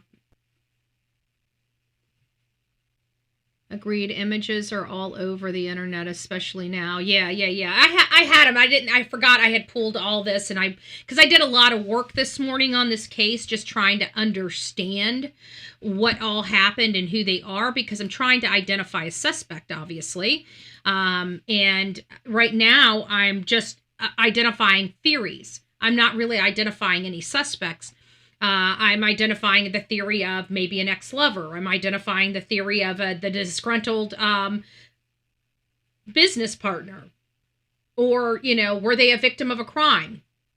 He's been part of the Boys and Girls Club, or, you know, Big Brothers. Is there something there? This seemed ultimately personal, but I feel like if it went out to like the Big Brothers program, this wouldn't have happened in his house. This would have happened on the streets. Like somebody would have just walked up to him and blasted him, right? and it would have just been the husband, not the wife. This seems to me this seems to me to be a matter of the heart. It seems like he's got multiple gunshot wounds in him, and she's got one to the chest. How did she get the one to the chest? Back detached garage, wooden privacy fence. Yeah. Betty, Zillow would have the new one. Ooh, you're right. Zillow would have the new one. You're right. Hold on, let me grab this phone number. I still think we're looking at the wrong property anyways. Let me see what we have here. Redfin. Yeah, it's almost 700. There we go. Thank you guys. It seems like it would just be natural and normal. There you guys have it. There's the house. There's the house. Let's look at this house. So we've got the main figure here. That's a nice modern house. It looks like they did a lot of modern. They tore down all of that. They really did revitalize this area. I don't think there's any ifs, ands, or buts about that. That's a 2-story building. They have a privacy fence behind. This is kind of the layout of the floor, the first floor. And it looks like everybody would be upstairs. Beautiful home.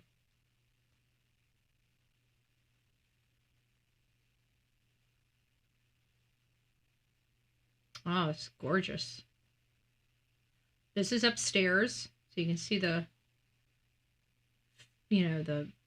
stairs right through here. So this is upstairs. We don't know which room the kids were in, but it looks like that the kids would have been able to hear, and they would have been able to hear the kids. So there is that. Let's see if we got the backyard views. Here we go.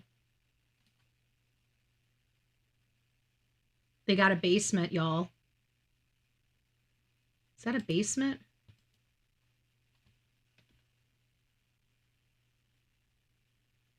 They got a basement.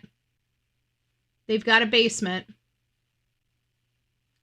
So we've got a total that I can see. We got a total of 3 possible entry points into this home that I can see. I mean, obviously the windows are entry points, but main entry points like the front door, the back door, and then obviously we have a basement door here.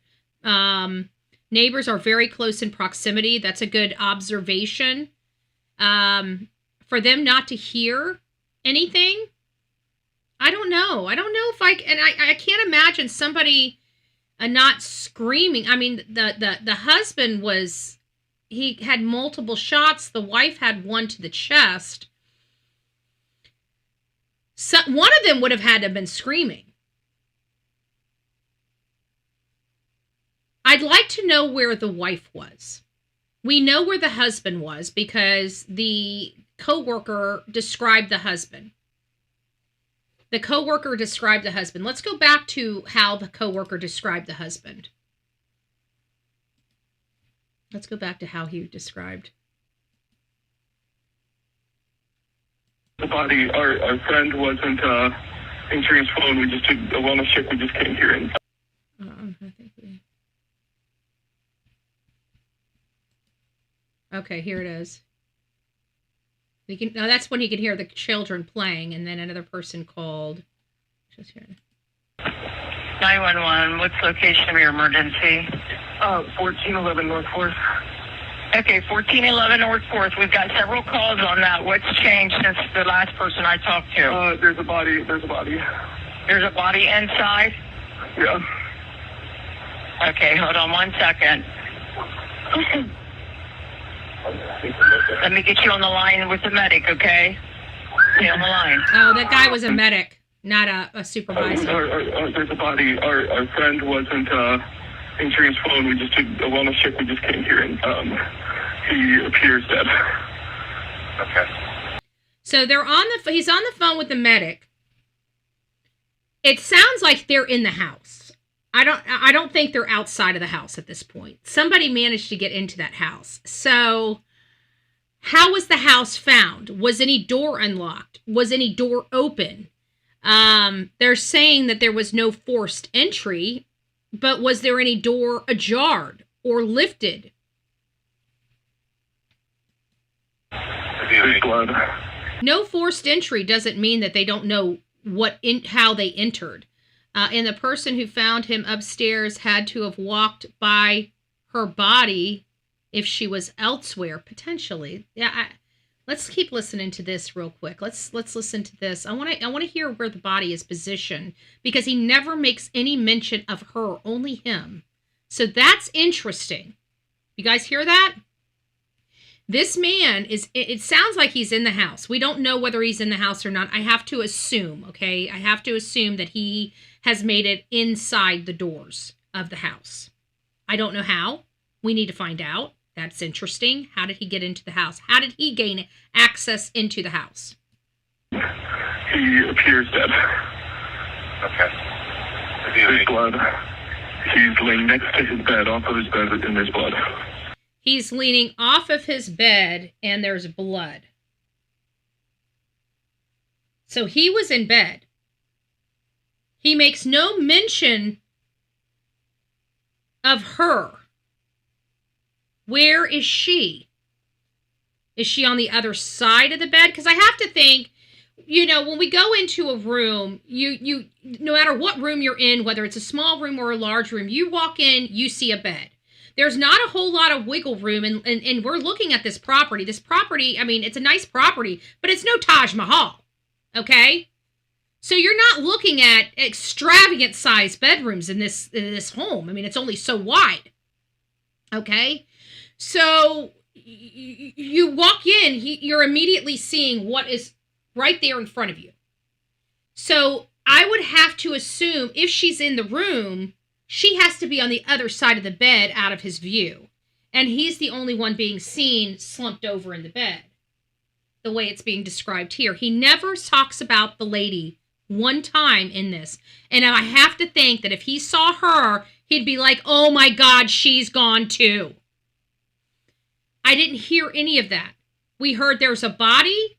We heard it's him, but not one time. So wherever her body is at this point in time, it's out of his view, in my opinion. Now, you guys may interpret it a little different, but I'm interpreting as it's out of his view. I can't get closer to see more than that. Okay, so you can tell he's obviously not breathing or anything? Yeah.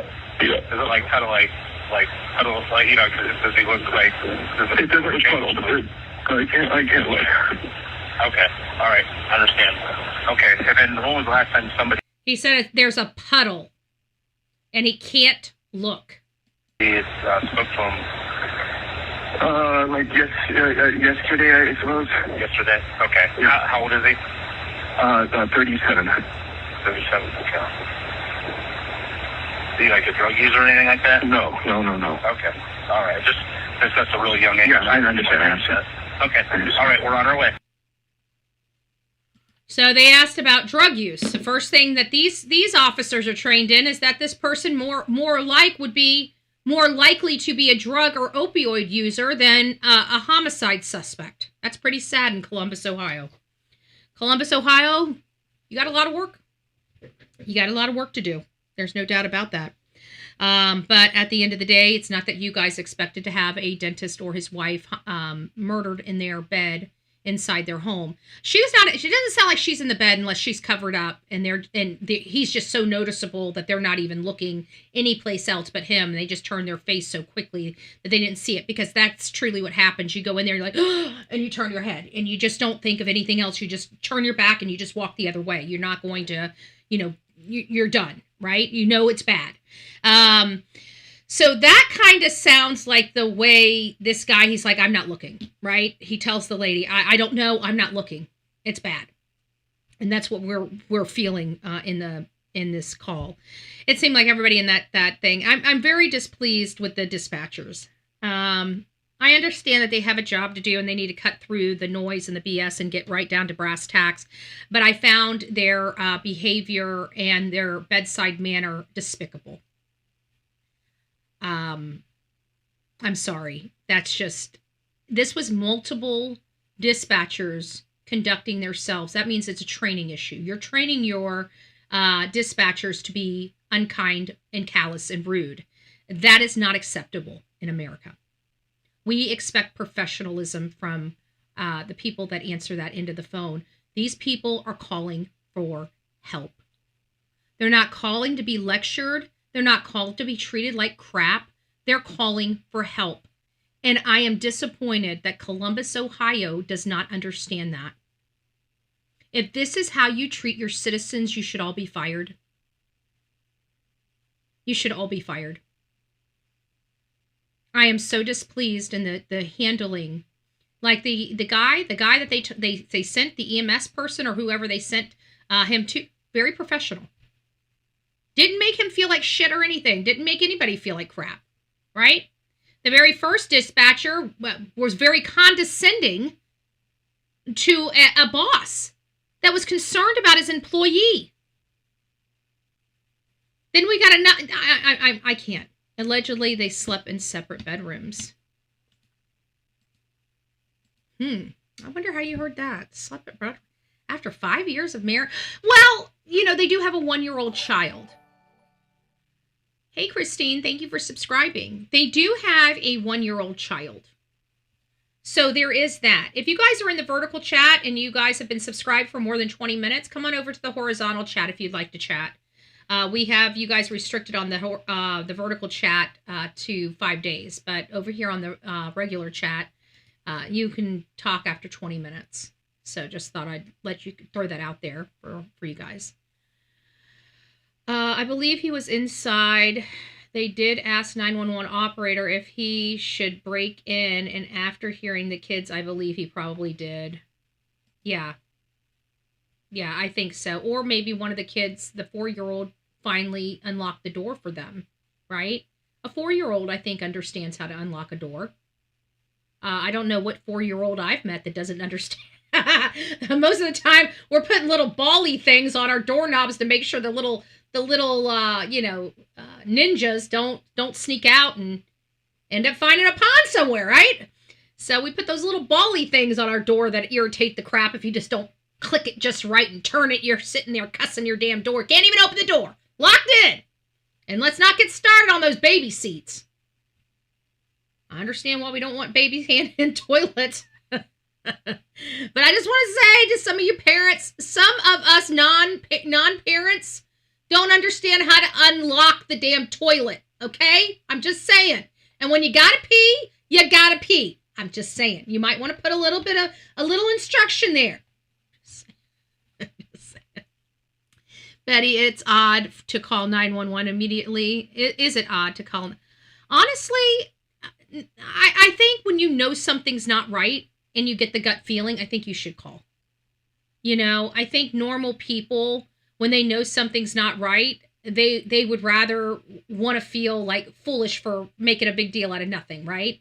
But they would rather make a big deal out of nothing than find out it's a big deal and they didn't do anything.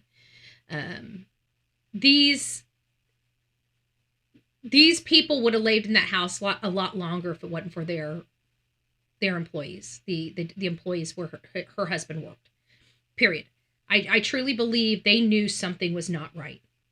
They knew something was not right by 10. They're like, there's no way. Both of them not answering. They were all sitting around the office and saying, look, they knew. They knew something wasn't right. They all knew. The guy in Florida, visiting Florida that owns the office, he knew because he's worked with, and that's it. And these people again were a little condescending. I don't necessarily think. I think they should have reported. It wasn't necessary to make somebody feel stupid for calling law enforcement. Have you thought maybe he's just late for work? Yeah, of course I've thought about that. But he's been employed for the last 10 years and has never been late here. And every time I've ever called his wife, she always answers the phone. So he did say that in a nutshell by saying it's even more concerning his wife's not answering the phone too.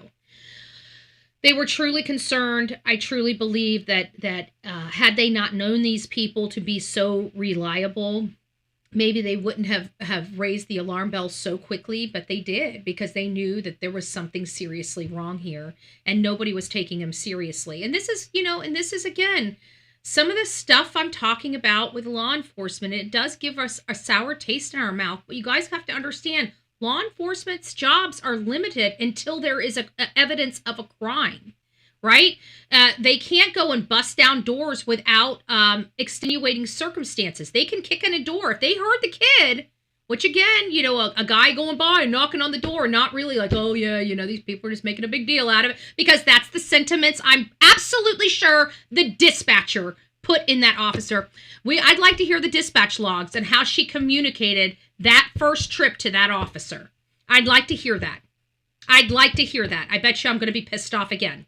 I promise you. I have a funny feeling when I hear that call, her transmission from her to that officer to go out there, I'm pretty sure I'm going to be highly upset and offended by that one as well. If this is how the dispatch people handle their business on a recorded line, I'd love to hear how they handle their business when they think it's a waste of their time. This dispatch had already identified this was a waste of the officer's time before she even took the report. She actually tried to convince him not to give the report. Remember? She asked him, well, you know, he could just be late or whatever she said. You know, employees, what did she say? Employees don't show up all the time, you know, or something to that effect. I can't remember exactly what she said. Oh, well, let's go back and listen to it. Right here. Right here. It's this one right here. Let's listen to how she handled it. Yes, I would like to ask for a wellness check on an individual at their home. And you know what? Because she acted this way, this may be the reason why Jennifer Coffindaffer thought this was so odd. Right? Because I wasn't thinking that when I first heard this call. I wasn't thinking this until after I read the comments from Jennifer Coffindaffer. And then I'm like, maybe.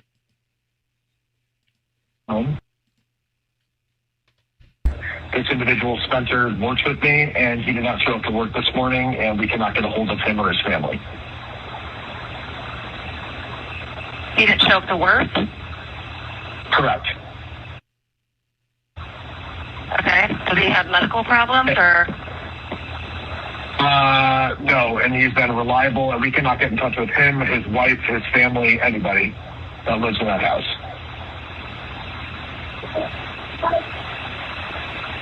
Okay. So There's you're two in kids in Florida. the home. I'm in Florida. I own the business. I think he was trying to create the urgency with the children. I think he was letting them know that there's children that need to be accounted for as well. I think he was trying to create the urgency. I don't see it being, now that I hear it, I just don't see it being suspicious. I just don't. But, I mean, I could be wrong, but so far, nothing that I can. I was informed by my employees that he was not at work, and he runs the office. Have you guys received anything else, like calls about him or like a car accident or anything like that? No, sometimes people just don't show up to work. I mean, maybe he's sick, I don't know. Just know that he is the most, like, he is always on time, and he would constantly. Yeah, she was like, sometimes people just don't show up for work. Like she did. I don't think she really wanted to take this call. I don't like it. I don't like the dispatchers, and if this is how they handle their business there, I think that they need training. I really do. Just my personal opinion. If you folks from Columbus, Ohio are okay with that handling of those calls, then, you know, that's you're paying for it, okay? I'm going to make sure that we're not paying for it. Hopefully they're not getting federal funds, right? But if you're okay with that, you be okay with that. I'm not okay with that. I'm not okay with that. I'm not okay with how they were not overboard. That's why I say they don't need to be fired. I think retraining is in order for dispatch over in Columbus. Absolutely. Absolutely. So let me get back to my sheet here and make sure I'm not missing anything. Oh, yeah, I wanted to go through some of the leads that I've got. So here's a couple things that I need you guys to be looking for. If you guys hear it, send it to me.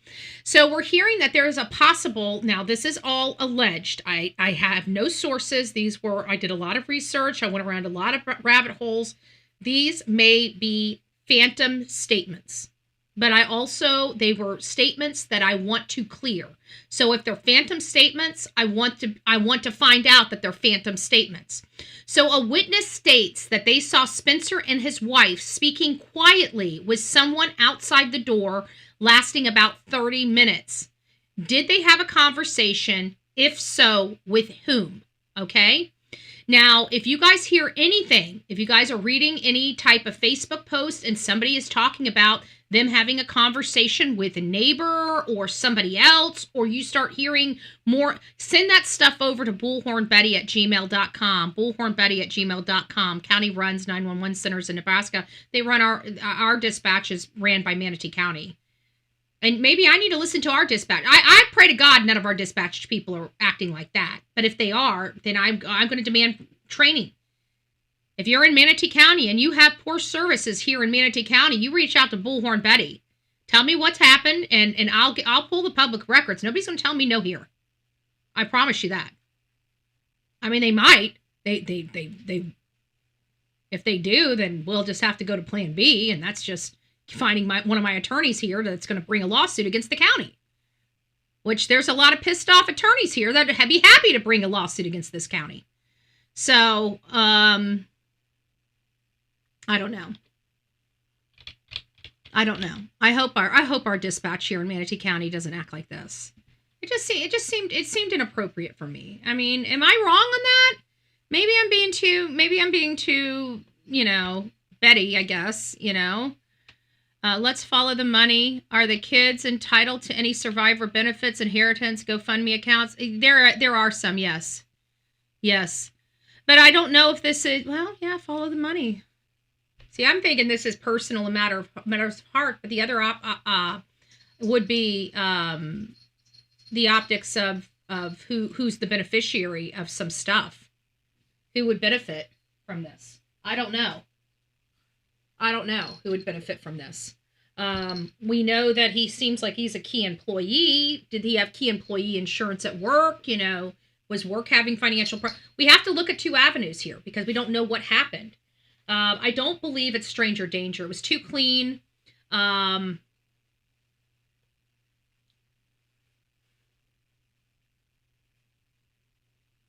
person walked away with nothing. I didn't see, they've never reported anything of value missing from the house. They didn't report this as a burglary. They reported this as a homicide. So that means 2 people are dead and nothing is missing. That's personal.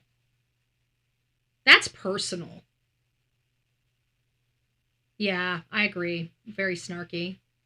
But that's personal. I don't know. I'm rolling my dice. This feels so...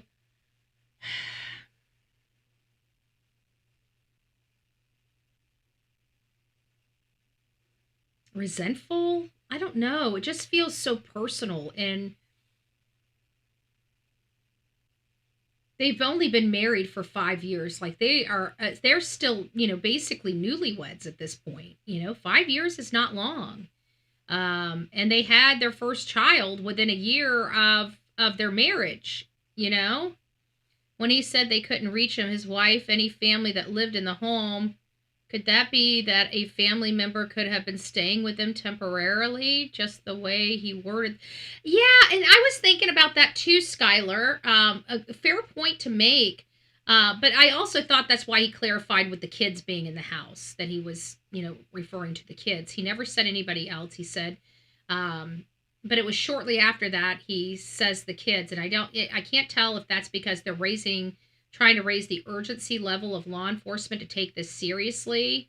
Or like you said, like I even said, when we see stuff like this, we're looking at, other ex-partners or, other family members, like a son. And I even brought that up. Did she have any other children from a prior relationship before this marriage? Or he, for that matter? Did either of them have that? There's that angle too. But could it be something like a sibling or somebody like that would benefit? I don't know. It just doesn't, it seems highly unlikely, but I mean, who knows? You never know what goes on with somebody's family, or, you know, who they no longer talk to or want anything to do with. I think the police know who it is. They've said not neighborhood related and not a robbery. It was a planned incident. How could they rule out neighborhood if they didn't? Yeah. And that's what I was Glass Garden. That's kind of like where I was going with this when I saw the image of this person walking. I felt like one of two things was going on here. They truly just didn't know the identity of the person and needed the public's help, or they had an idea who it may be, but wanted to throw the picture out there so they could get more solid evidence against that person. Like, I recognize the walk, or I recognize that jacket he has on. It's this jacket. I bought it for him, or something to that respect. But it could be very, very much like the Rachel Morin case, where they have an idea who, you know, they had a DNA profile but didn't know who it was, and put, you know, some images out to help find or locate the person. And it still took them almost another 9 months after that to locate the person. I think they located the person in Arkansas or something like that for Rachel Morin.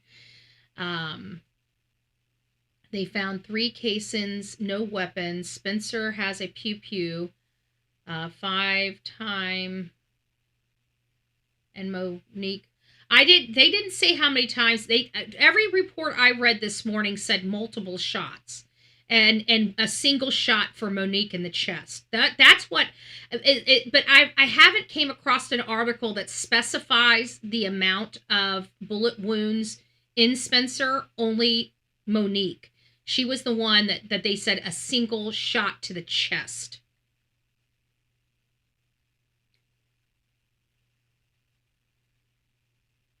I was thinking the same thing, but allegedly the shooter left a bullet casing behind.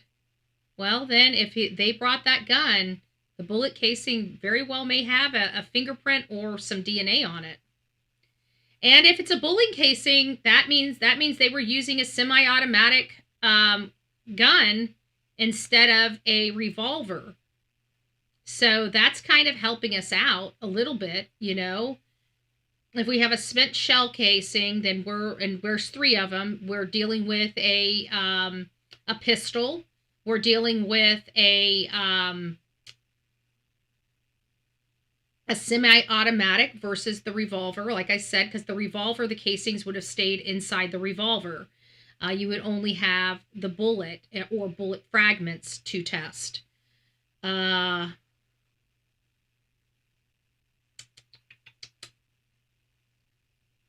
And I keep wanting to know, did the guy fight? You know, because the guy was walking a little slow. And I was wondering if that was because of a brutal fight, and he had his hands in his pocket.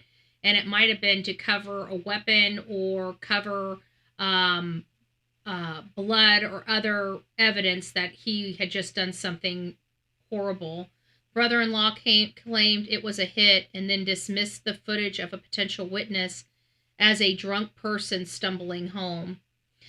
I've been hearing that the family's not agreeing a whole lot with law enforcement with this, and it makes me wonder why, how the family is, obviously was not there at the time, and could be arguing with the footage that they're uncovering in their investigation, And if they say it was a hit, then if it was a hit, then they should know who ordered the hit. And why would it be ordered? Who would want to execute them?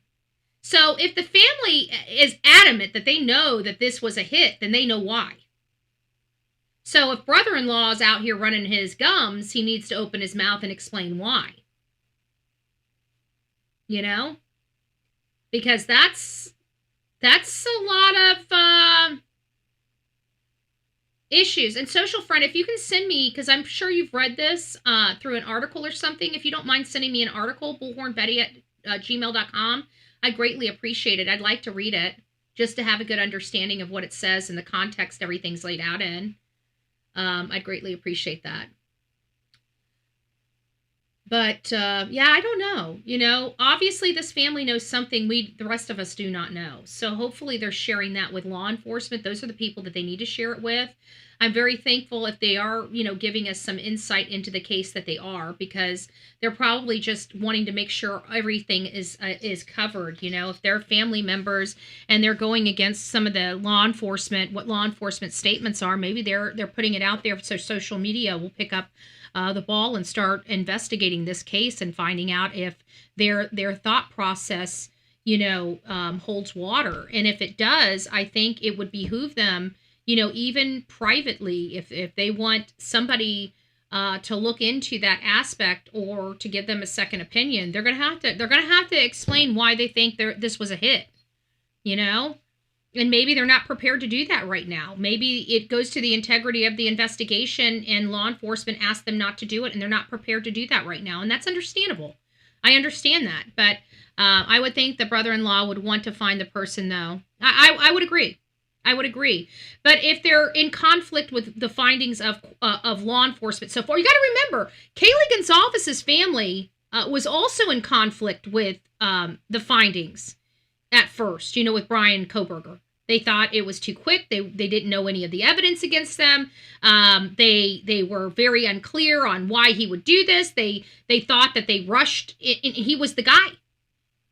And so the family for a good long time was feuding with the prosecuting attorney.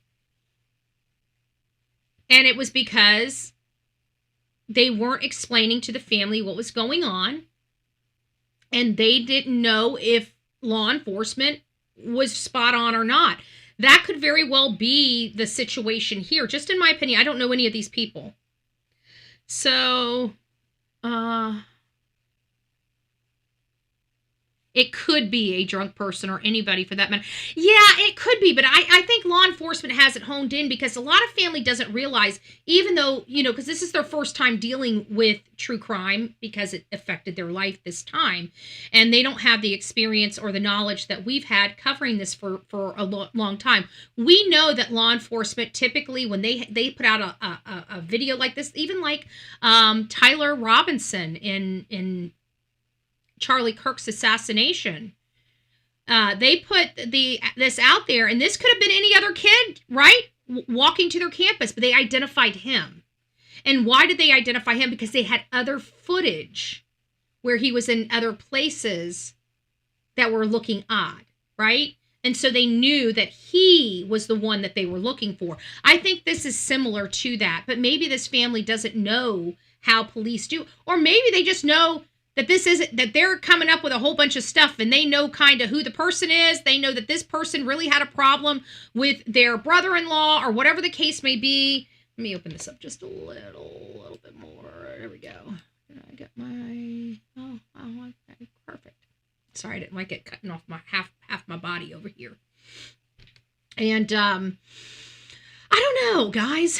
You know, I'm trying to understand this, and I'm trying to be and think as much out of the box as possible when it comes to that, or why the family wouldn't don't think that is somebody. I'm just not sure. And what part of the family is saying that? Is it his side of the family or is it her side of the family? I don't believe a hit. I'm kind, you know, it's just, does stuff like this happen? Do people go online and find, you know, of course they do. We've watched even just in the recent, in the last year, that one guy that covers the paranormal stuff, his wife was trying to get him, you know, and she got busted because she reached out to somebody and set it all up, and the person she set it up with was an undercover officer. And she was ready to go. She was ready to go. And these women are so vindictive and so bitter that some of them are hiring people to take out their husbands, and vice versa. I shouldn't throw it all out on the women. There are just some nasty men that just don't want to get a divorce. They're so greedy and so narcissistic that they would rather unalive their children's mother than pay her a fee, a monthly fee, you know? So it goes back and forth. And not only that, but you have parents killing their children and children killing their parents. And, you know, it's a hot mess express. People need love in their heart. They need guidance. People have entirely too much hate. They really do. And I can understand. Life sucks some days, right?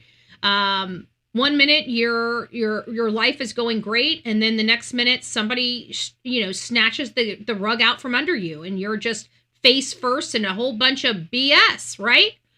So I get it, but I don't know. I don't know where I'm going with it. I feel like this is somebody that they know. Like, no. Like, I feel like this is an ex of hers. Like, I feel like this goes back. I don't know why I keep going toward an ex. Probably because our history and, true crime and everything like that. And the fact that they've been only married for 5 years. And, I can see where somebody, I don't know.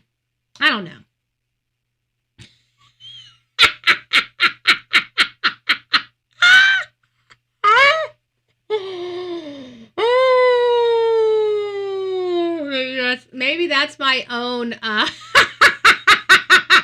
the reason subconsciously I had once upon a time had I'm just saying, I had a broken heart.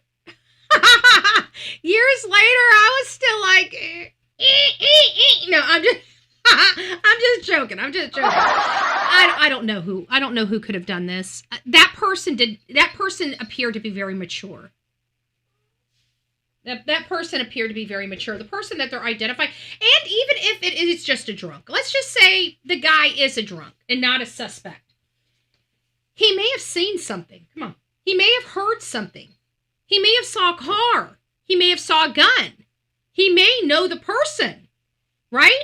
We don't know what the situation is. You know what? Every time I put you up here, you start begging to come up here more and more and more. And you're getting awfully comfortable, just kind of chilling in my lap. I'm just saying. Look at her. She's just like, okay, I'm here. Don't move me. Don't breathe. Don't breathe. Don't breathe, Mommy. Let me see if I pull this up just a little bit so you guys can see her little head. Oh, I can't do it. I'm down one hand. I was going to stretch it out a little bit more, but I can't because my hands, she's got my hand. The third person that called the woman said they're trying to reach the dock for 3 hours. How did she know he was missing for 3 hours when the office opens at 8? They called at 9, and this was at 10. Maybe he's accustomed to being there at 7? Potentially? I don't know. It seems like a crime of passion. I'm not really looking at the angle that all these people from his office had it out for him. It seems to me that the people at his office really, really, really cared for him. And I know that we don't understand, and maybe some people are misspeaking. I'm sure it was a very stressful situation for everybody. They knew something was wrong, and nobody was taking them seriously. So, and I think that, being at that house and hearing those babies inside the house, I can't imagine what kind, what they were all going through, what they were all thinking and stuff like that. And I know when things are very stressful for me, I misspeak all the time. Even covering these cases, I'll go back and listen, and I'll say something like September 2025, and it was June 2025. I'm like, and I swear I thought I said June when I was speaking, but clearly I did not. So I think under stress, jealous, it's such a jealous co-host. I know she is. She's just trying to get her clicks and views. She's grifting. She's a grifter. What can I say? I got a grifting dog. She's a grifter. Let me. Isn't that what all the hate channels call all the cuteness? Grift? Yeah, she's a grifter. Look at that grift. She's like, oh, guess what I get to do today?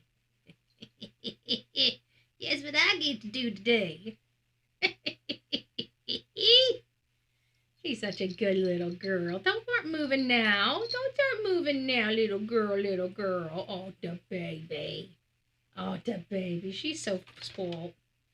She will be with us. In Tennessee. When I come to Tennessee, she will be with us. She's not a lap dog. She's just a Betty dog. As long as I'm touching her, like the only reason why she whimpers in the car is because she's got to sit in the seat by herself. No, you're done. Go. Yep. That cute face ain't working right now. We're getting off. I'll go play with you oh, it's 11. All right, guys. Well, it's 11 o'clock. You know what time it is. You know what time it is. Don't forget to hit that thumbs up button. I'm going to dive into this case a little bit deeper. I got a lot of great information. Let me see what else we've got here. Oh, we have another thing that I need you guys to look for. I was hearing rumors that there was a note left at Spencer's job. I don't know if this is true. This is, again, a rumor that we need to it either holds water or it doesn't hold water. And we're hearing that this note left at in his desk drawer or somewhere, stating that Spencer was there a note left behind at the dental practice, or is this just a rumor? It is stated that Spencer authored the letter that might describe being stalked or concerned about fear and pressure. I found that statement to be interesting. So as you guys are researching, there's two things I need you guys to pay attention to if you hear it. So if you hear anything related to them speaking to a witness that night, send that to me at Bullhorn Betty. If you hear of anything about a letter that Spencer authored at work, send that to me. Okay, these are two critical lead areas that I am investigating right now to find out whether they are true or not. Oh, the ballroom! I did pull that. And we never even went over the other stuff that I was doing either. Which one was it? I think I got yours up here. Did I get yours up here? No. I definitely did pull it, but I guess I didn't pull it up for the show. And it's basically saying we got a lot of stuff we didn't go over already because we had such a conversation. I wanted to get you guys snuffed. You know, we're going to do this. Let's go ahead. We're not closing out the show right now. This is their wedding. I got so much stuff to show you guys. So much stuff that I found this morning. I thought this was beautiful. I think I'll turn the music on for a little bit. I'm not going to listen to it all the way through. They were married January 30th, 2021.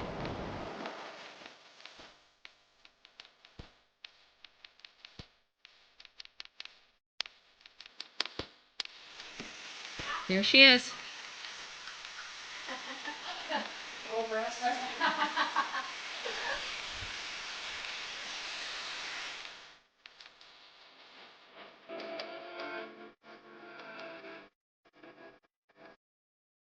So I'm going to keep the music off. I don't know if it's there. Oh, she's beautiful. She's got beautiful brown eyes. There he is. I don't know if the music's copyrighted or not. And we're here more for the image. Oh, beautiful, handsome dog. That's in front of their house.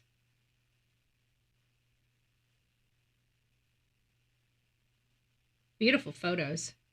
That's in their backyard.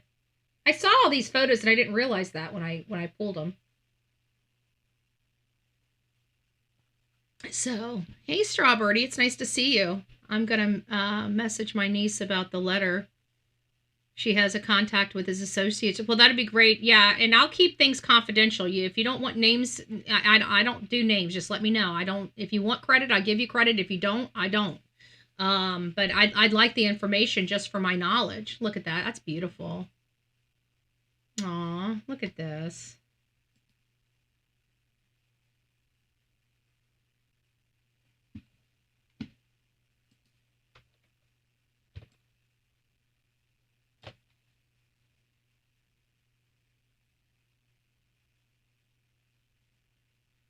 She was beautiful.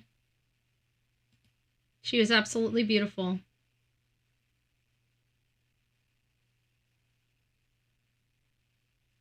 That's their wedding. Oh, they had such a sweet private wedding. Aww.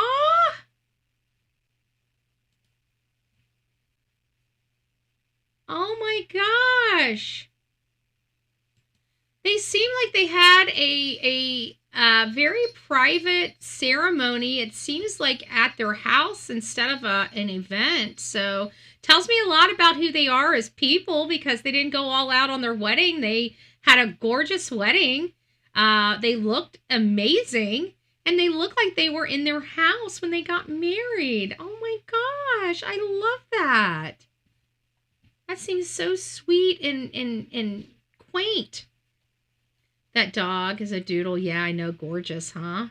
Gorgeous. They made a very cute couple. They did. You could just see that they're incredibly. There are just some people like Olivia. You can look at Olivia from a mile away and see she is just a sweet girl. Okay, just like you can look at this lady here and just tell that she is just a sweet, amazing person. I don't think that this lady even has a bad bone in her body. You know, some women have, a mean streak. I got a mean streak. There's no ifs, ands, or buts about it, right? But you can look at me and probably figure out in 5 seconds I got a mean streak, right? Yeah, it's less expensive, but it tells me a lot about their character as people, saving money here, being happy, not being broke, not going into debt for their wedding. This tells me that they're very smart. They're very financially savvy. It just tells me a lot about them. This one action alone just tells me so much about them. So just a very, very happy, loving couple giving their vows. I just can't believe it. It's gorgeous. And so I will come over here and give you guys kind of, that's for the 911 call. We pulled the 911 call. It wasn't the one I wanted. So let me see where else we were at. I found his old social medias, but as you can see, by the time I got to him, these posts are already protected. I did find some information out in Facebook. I went through Facebook this morning and kind of really went through a lot of the stuff and seeing this. This looks like an older person. It doesn't look like a young guy walking down the road. And quite frankly, I'm not seeing a stumbling drunk, okay?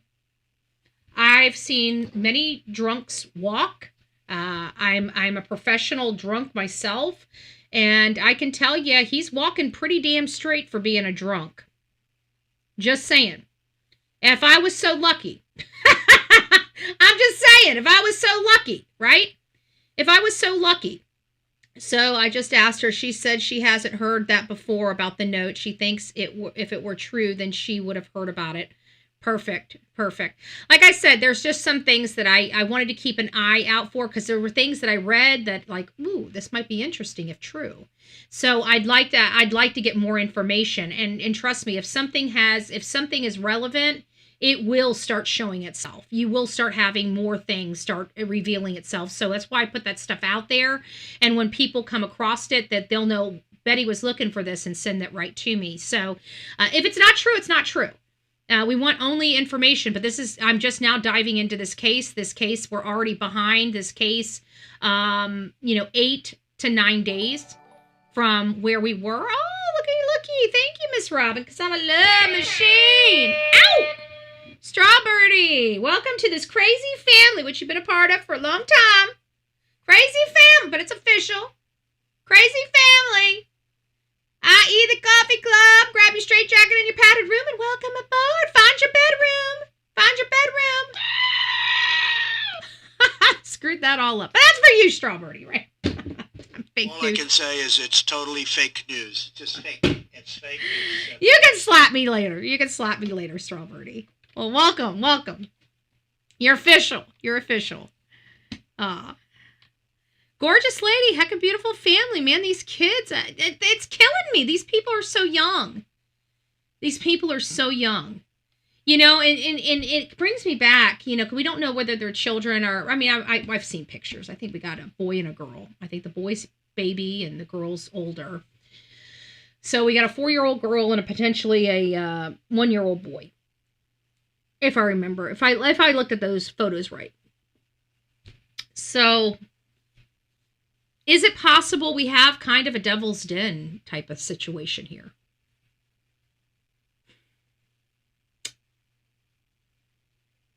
I don't know.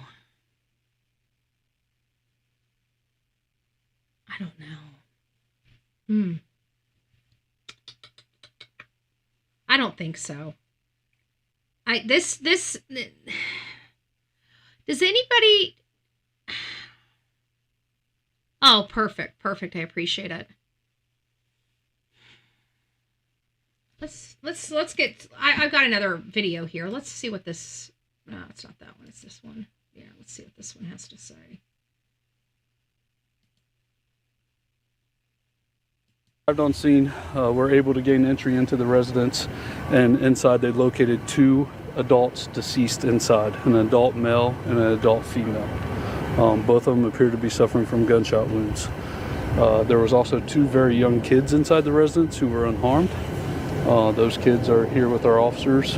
We have a few other individuals who are in the area, just holding on to them so our detectives can speak to them. Homicide detectives are currently on scene, going to be processing through everything. They had some people, did you guys hear that? Some people already in the area that they've got to question, just because they were in the area at the time all this started transpiring. So they already have some people detained, it sounds like, at this point, or speaking to people. Let's go back and listen to what he says about that. Arrived on scene, were able to gain entry into the residence, and inside they located 2 adults deceased inside, an adult male and an adult female. Both of them appear to be suffering from gunshot wounds. There was also 2 very young kids inside the residence who were unharmed. Those kids are here with our officers. We have a few other individuals who are in the area, just holding on to them so our detectives can speak to them. Homicide detectives are currently on scene, going to be processing through everything to determine. At this time, we have no indication that this is a murder-suicide. So that's something that we're working through to determine if it's something like that or if it is truly a double homicide. Well, we now know that was at the beginning. This is truly a double homicide. I also want to hear just a few moments here. Let me just get past the intro that he always has.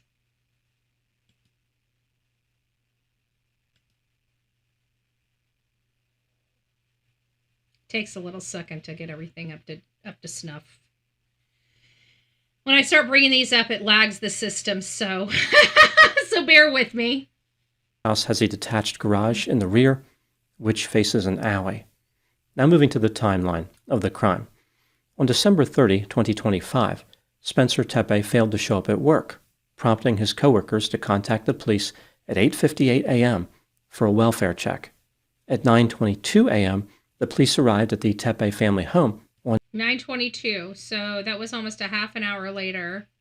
North 4th Street. After not getting an answer at the front door or the back door, the officers left.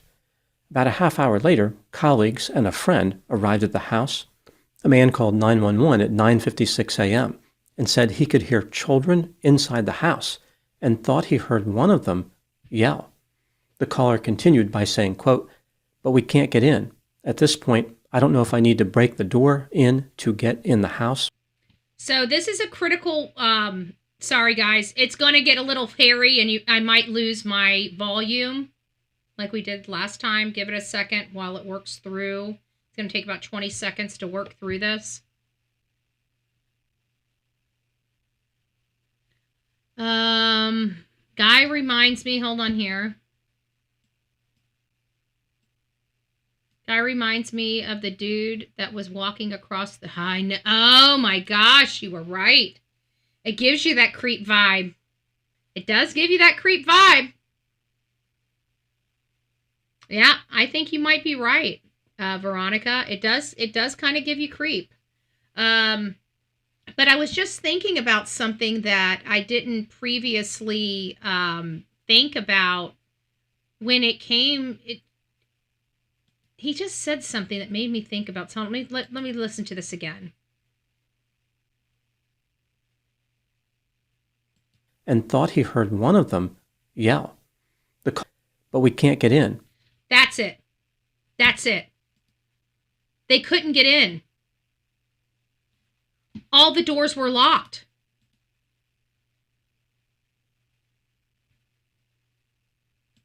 I know. Well, I mean, if the kids weren't up, I mean, it just seems like they weren't paying attention.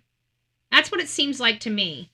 I still have a yellow band, so it sounds like I'm still I'm dealing with a YouTube that isn't working. You guys are experiencing some technical difficulties on your end, and we'll be experiencing some buffering, so I apologize about that in advance. Hey, JH, it's nice to see you. So here goes the glitches. Yep, here goes the glitches. Sorry about that. Give me a second. We'll get through it. Hopefully we'll get through it. I think it's because I got so much stuff running behind the scenes. Let me see if I can close some of this stuff out. I'm not going to let me close anything out without, didn't want all that up there.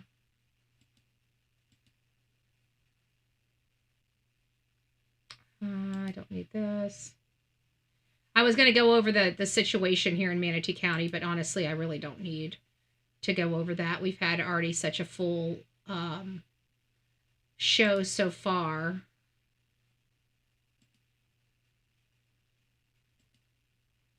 Okay, we still have him. All right, let's get back to this. We should be okay with the glitches now. At this point, I don't know if I need to break the door in to get in the house or what, unquote. All doors were locked. That's concerning for me. They were at the property. How did they get in? Did they get in through the front, or did they cross over the gate and go through the back?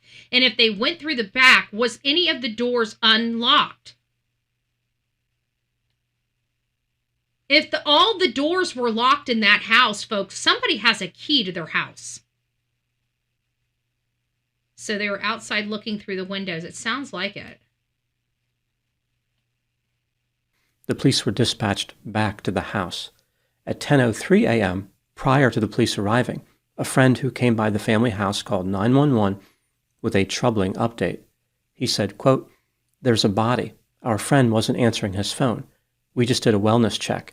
We just came here and he appears dead. He's laying next to his bed, off of his bed, in this blood.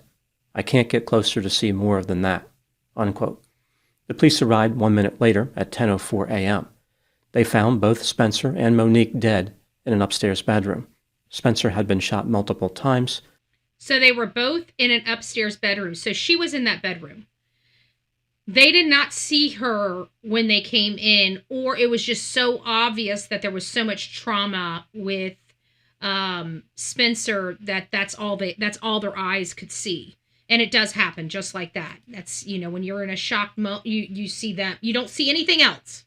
Okay? So it very, very well, an egress. They were on the second floor. I don't know if they could have, that's a tall building. I don't know if they could get in there without a ladder. It seems more likely that they climbed over the back fence and found a door or a back window unlocked. But for them to say that there's no forced entry, I guess that would be accurate, because we know that they had to enter, but there was no forced entry. That means that there was no broken window or kicked in door.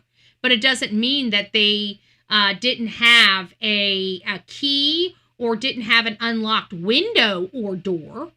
And if they did, they didn't tell us where this person allegedly entered from, or where he could have potentially exited out of. But it was talking about an alley, so I would presume that he was on the back side of their house, not on the front side of their house.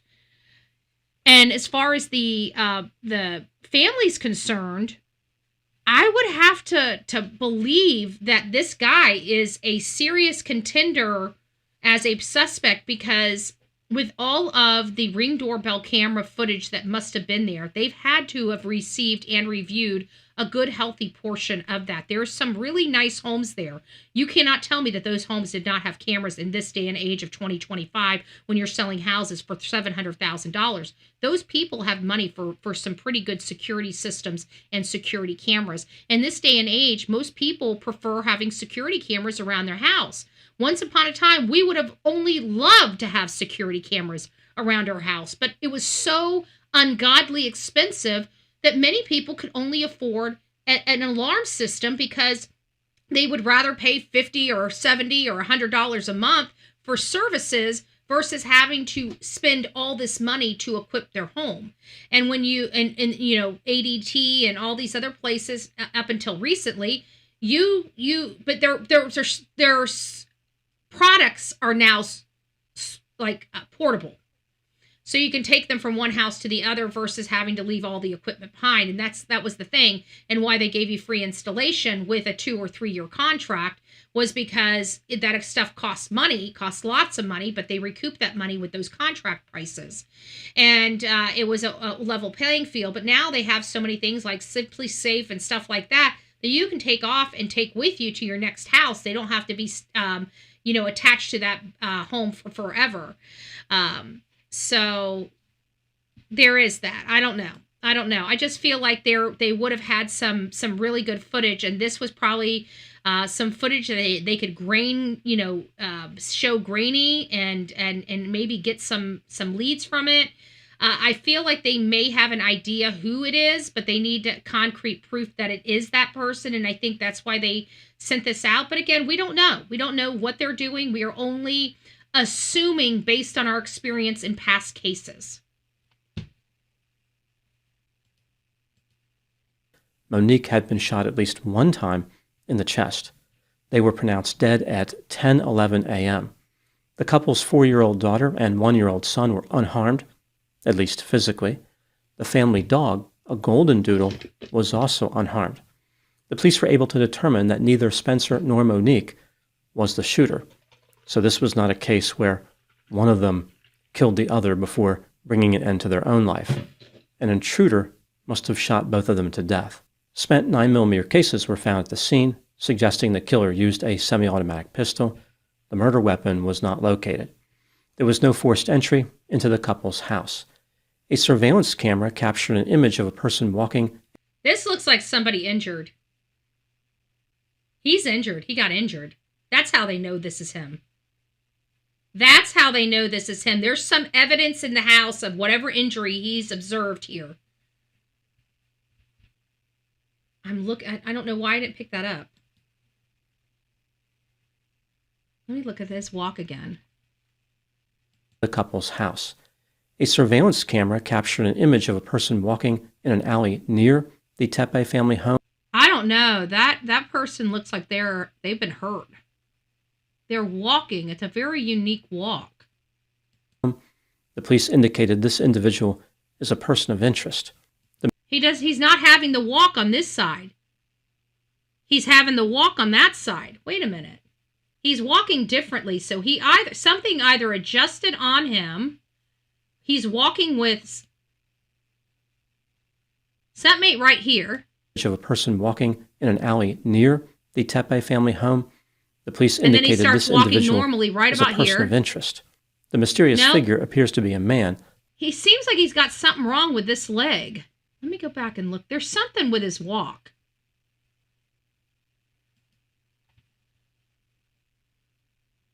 And see how they have the lines through this? I feel like this video has been altered by law enforcement before release. Because this has a whole bunch of weird lines in it. It's not pixelated. And there's no lines anywhere else on this video footage except on him. There's these lines. I don't know. I think they have a clearer picture of who this is. I mean, look how clear the car is. Look how clear the car window is. Look how clear those trash cans are. Look how clear that snow is. Now look at the guy. He's blurry. Do you guys see that? I think this video is clearer. I think law enforcement manipulated his image, put something through him so we couldn't enhance it. That's what law enforcement manipulated this video.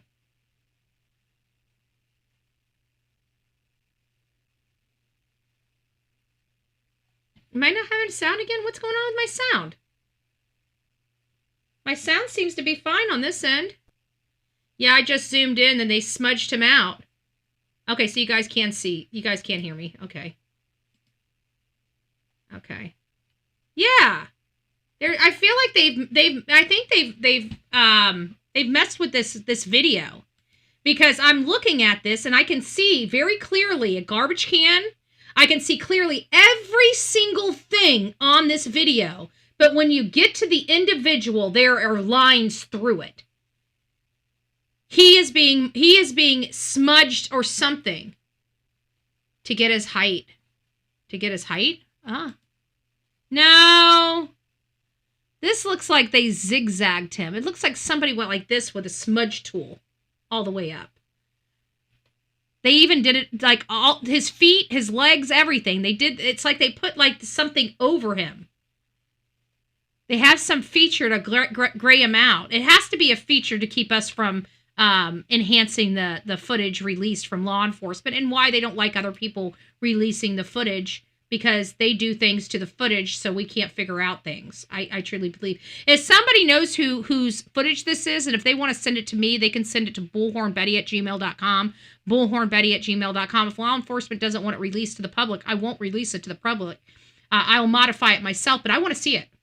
I want to see it if I can. If I can get my hands on this, the legitimate footage of this, I would be greatly, I'd be happy. An image of a person walking. Look at it. He's the only one that's waffly. Like he's got woo-woo. I mean, it doesn't make sense. I'm sorry, it just doesn't make sense. They've had to have. I'm law enforcement had to have done something to this image, to the walking image. They had to have. I just don't see it any other way. There's a clearer video out there. Contact Justin. He'll show you. Okay. I think they know. They just want more to build the case. That's what I'm thinking. Because this is so personal. I mean, nobody's just going to go into a house and execute 2 people. Okay? Think about it. You got to have a reason. Nobody's just going to do it. And if it was mental illness, then you're going to have somebody that acts mentally ill. Okay? They're not going to be able to sneak into a home. They're going to break into a home. There's going to be forced entry. We don't have any of that here. This is ultra personal. We need to find somebody who had a hatred for the man and the woman. And if it was somebody unknown to them, he would have just killed the husband. So this is somebody that was known to them, without a doubt. Alley near the Tepe family home, the police indicated this individual is a person of interest. Because you see where it got to a frame, that ziggy-zag left. They modified this. Law enforcement did that. I'm telling you, law enforcement did that. Let me see if I can get it stopped right in the right spot. Right there. See? They didn't get this frame. They didn't get this frame right here. And see, no more waffly.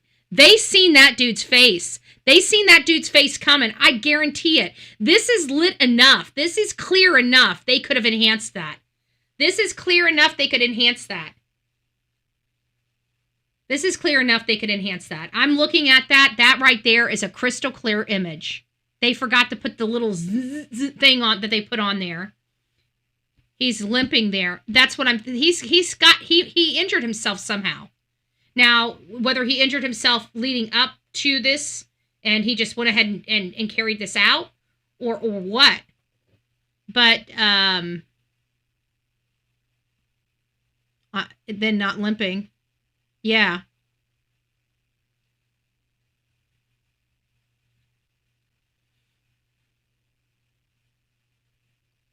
I'm not saying I agree, but some are speculating the brother-in-law. He has some questionable posts and discussion.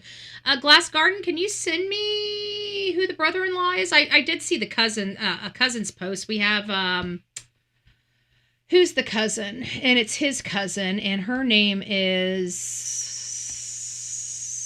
Audrey. And so I've identified Audrey, but I don't know of the brother-in-law jumping from a high window. Ooh, that would do it. Because that was kind of the limp we did see a little bit with, what's his face? Tyler Robinson from jumping off that building. Yeah, that is possible. I wonder if they had any windows open.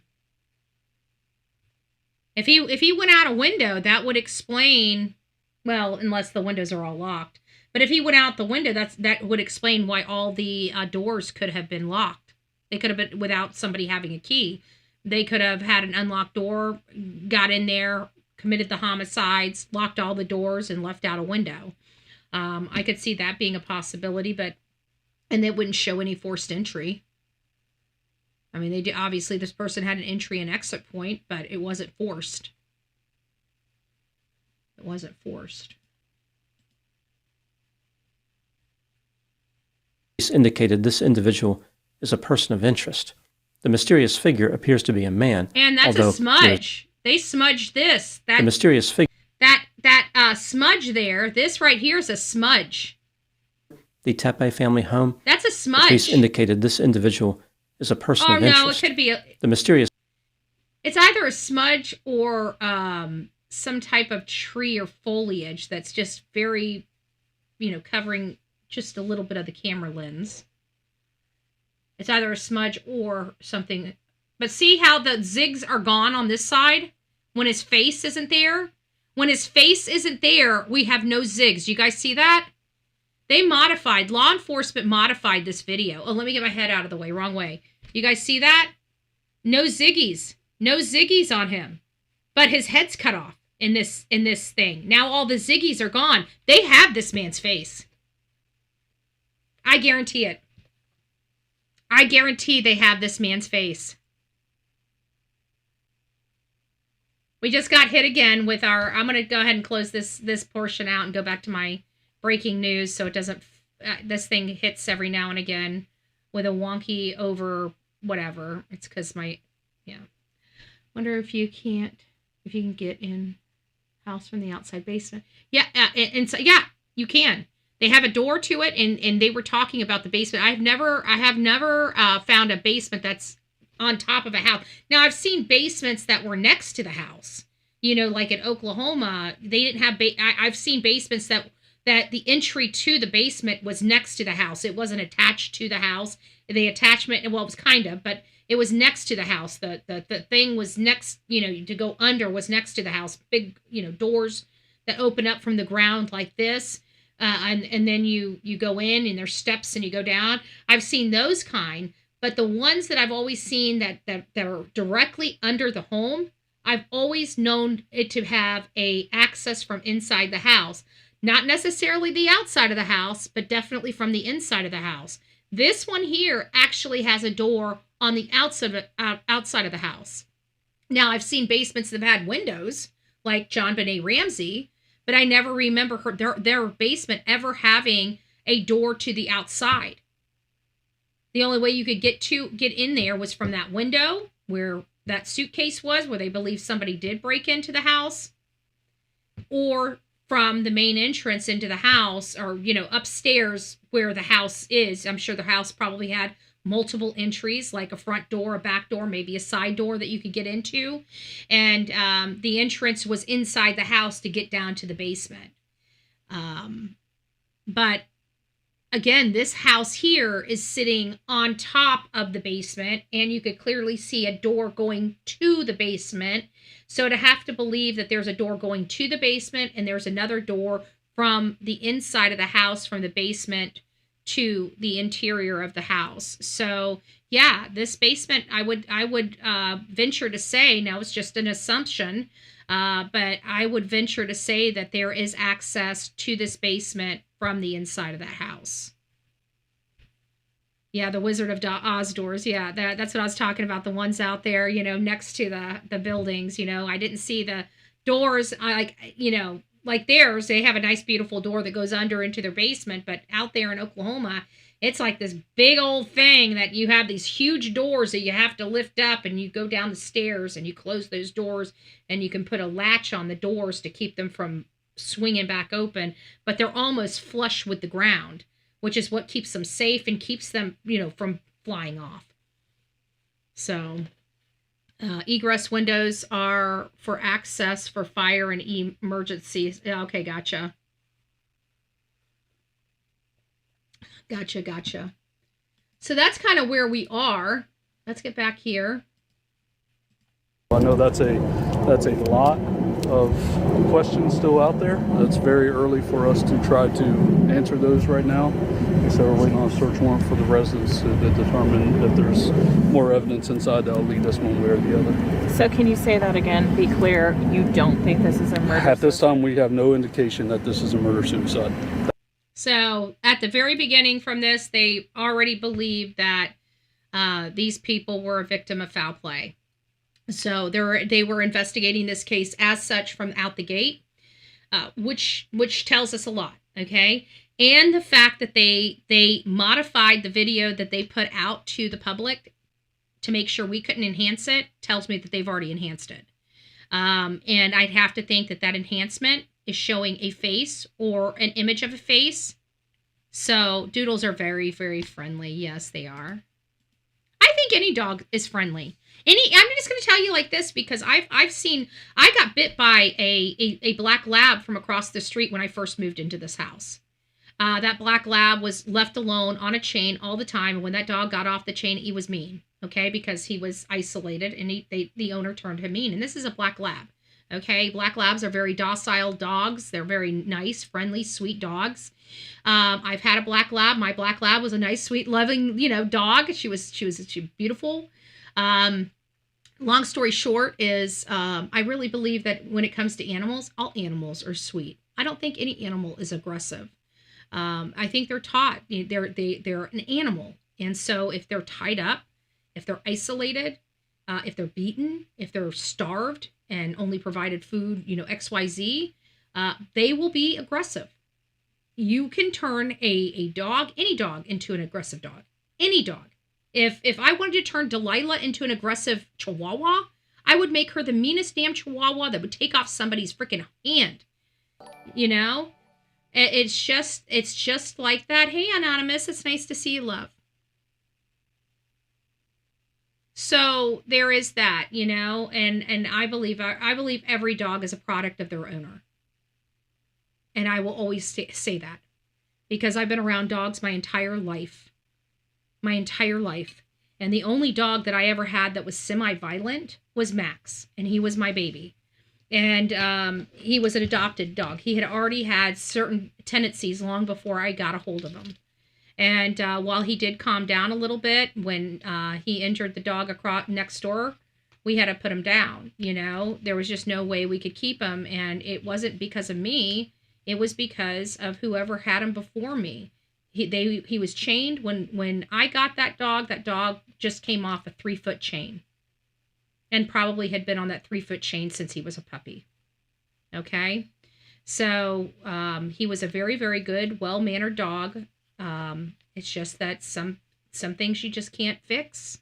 We did a very good job with him, but he ended up climbing a fence. People say dogs don't climb. Bullshit. I watched my dog climb a wood fence. And you're like, that's impossible.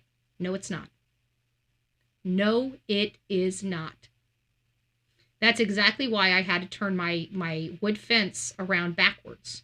I had it because when Max was here, he was a very, very tall dog. He was about, 5.5 feet standing up, maybe 6 feet standing up. He was a big dog. He was not a Great Dane. He was a pit. And I think he was about 5.5 feet. He was taller than me when he stood up on his legs and had his paws in the air. Okay. You got to understand a fence is 6 foot tall. He put his paws on the top. You have 3 strips. He put his paws on the top. He took his bottom paw and reached it up to the second strip. And he'd get his head over the fence, and then he would just throw his body over the fence. Okay? So don't tell me. I watched him do it. We did everything we could. You know what we ended up having to do? We ended up having to fence the whole entire yard, but put the fence panels backwards. So the slick side was on the inside of the gate, and the ones that had the strips on were on like the neighbors. And it's just the opposite when you put a fence in. When you put a fence in, the exposed beams and the back of the fence should be on the interior of your fence. The exterior of your fence should have the beautiful finished product, right? So we had to have the beautiful finished product on the inside of our fence to keep the dog in. So yeah, a German Shepherd, they break through windows. Are you kidding me? I watched a German Shepherd go in heat and literally dive out a closed window on the second floor. I watched it. So craziest thing I've ever seen. All right, guys. Well, I hope you guys learned a little bit of information about this new case, Monique and Spencer Tepe. I think is how Tepe or Tepe is how you pronounce their last name. But we're going to be going down this. This is a whodunit. You know, we don't know how this case is going to move forward, but everything that I'm feeling with this case, and it's just my opinion, is that this is ultra personal. This is somebody they without a doubt know.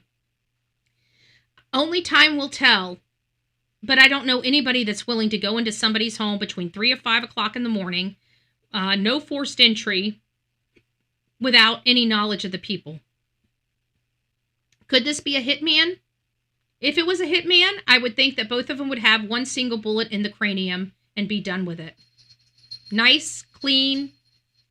It's the guy. It's the guy. It's Spencer. Spencer's the one that I really truly believe that that this feels something.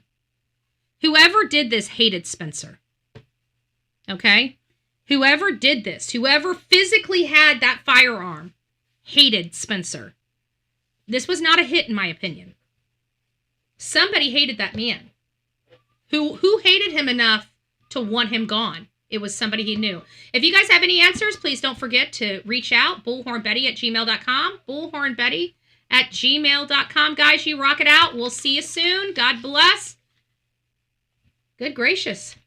Delilah's going cray-cray right now. Don't forget to hit the thumbs up button. I don't know what oh, wow. I guess you guys just got hit with a commercial because... Excuse me. Delilah, no. You got to quit doing that. Go. You're being rude. Being rude. All right, guys. As you guys see, Delilah is pop, pop, pop. She wants to go play. And you guys hear her. She's very demanding. She's a bossy broad. So let me go take care of her. I'll be back here later today to talk about Sebastian Rogers. I don't know, around 5:30, between 5 and 6 o'clock tonight. So if you guys are interested, hopefully that'll give me enough time to plug in some assess interviews and Delilah, I said no. Quit being ugly and quit begging. She's being rude today. Just rude. So hopefully we'll have some additional,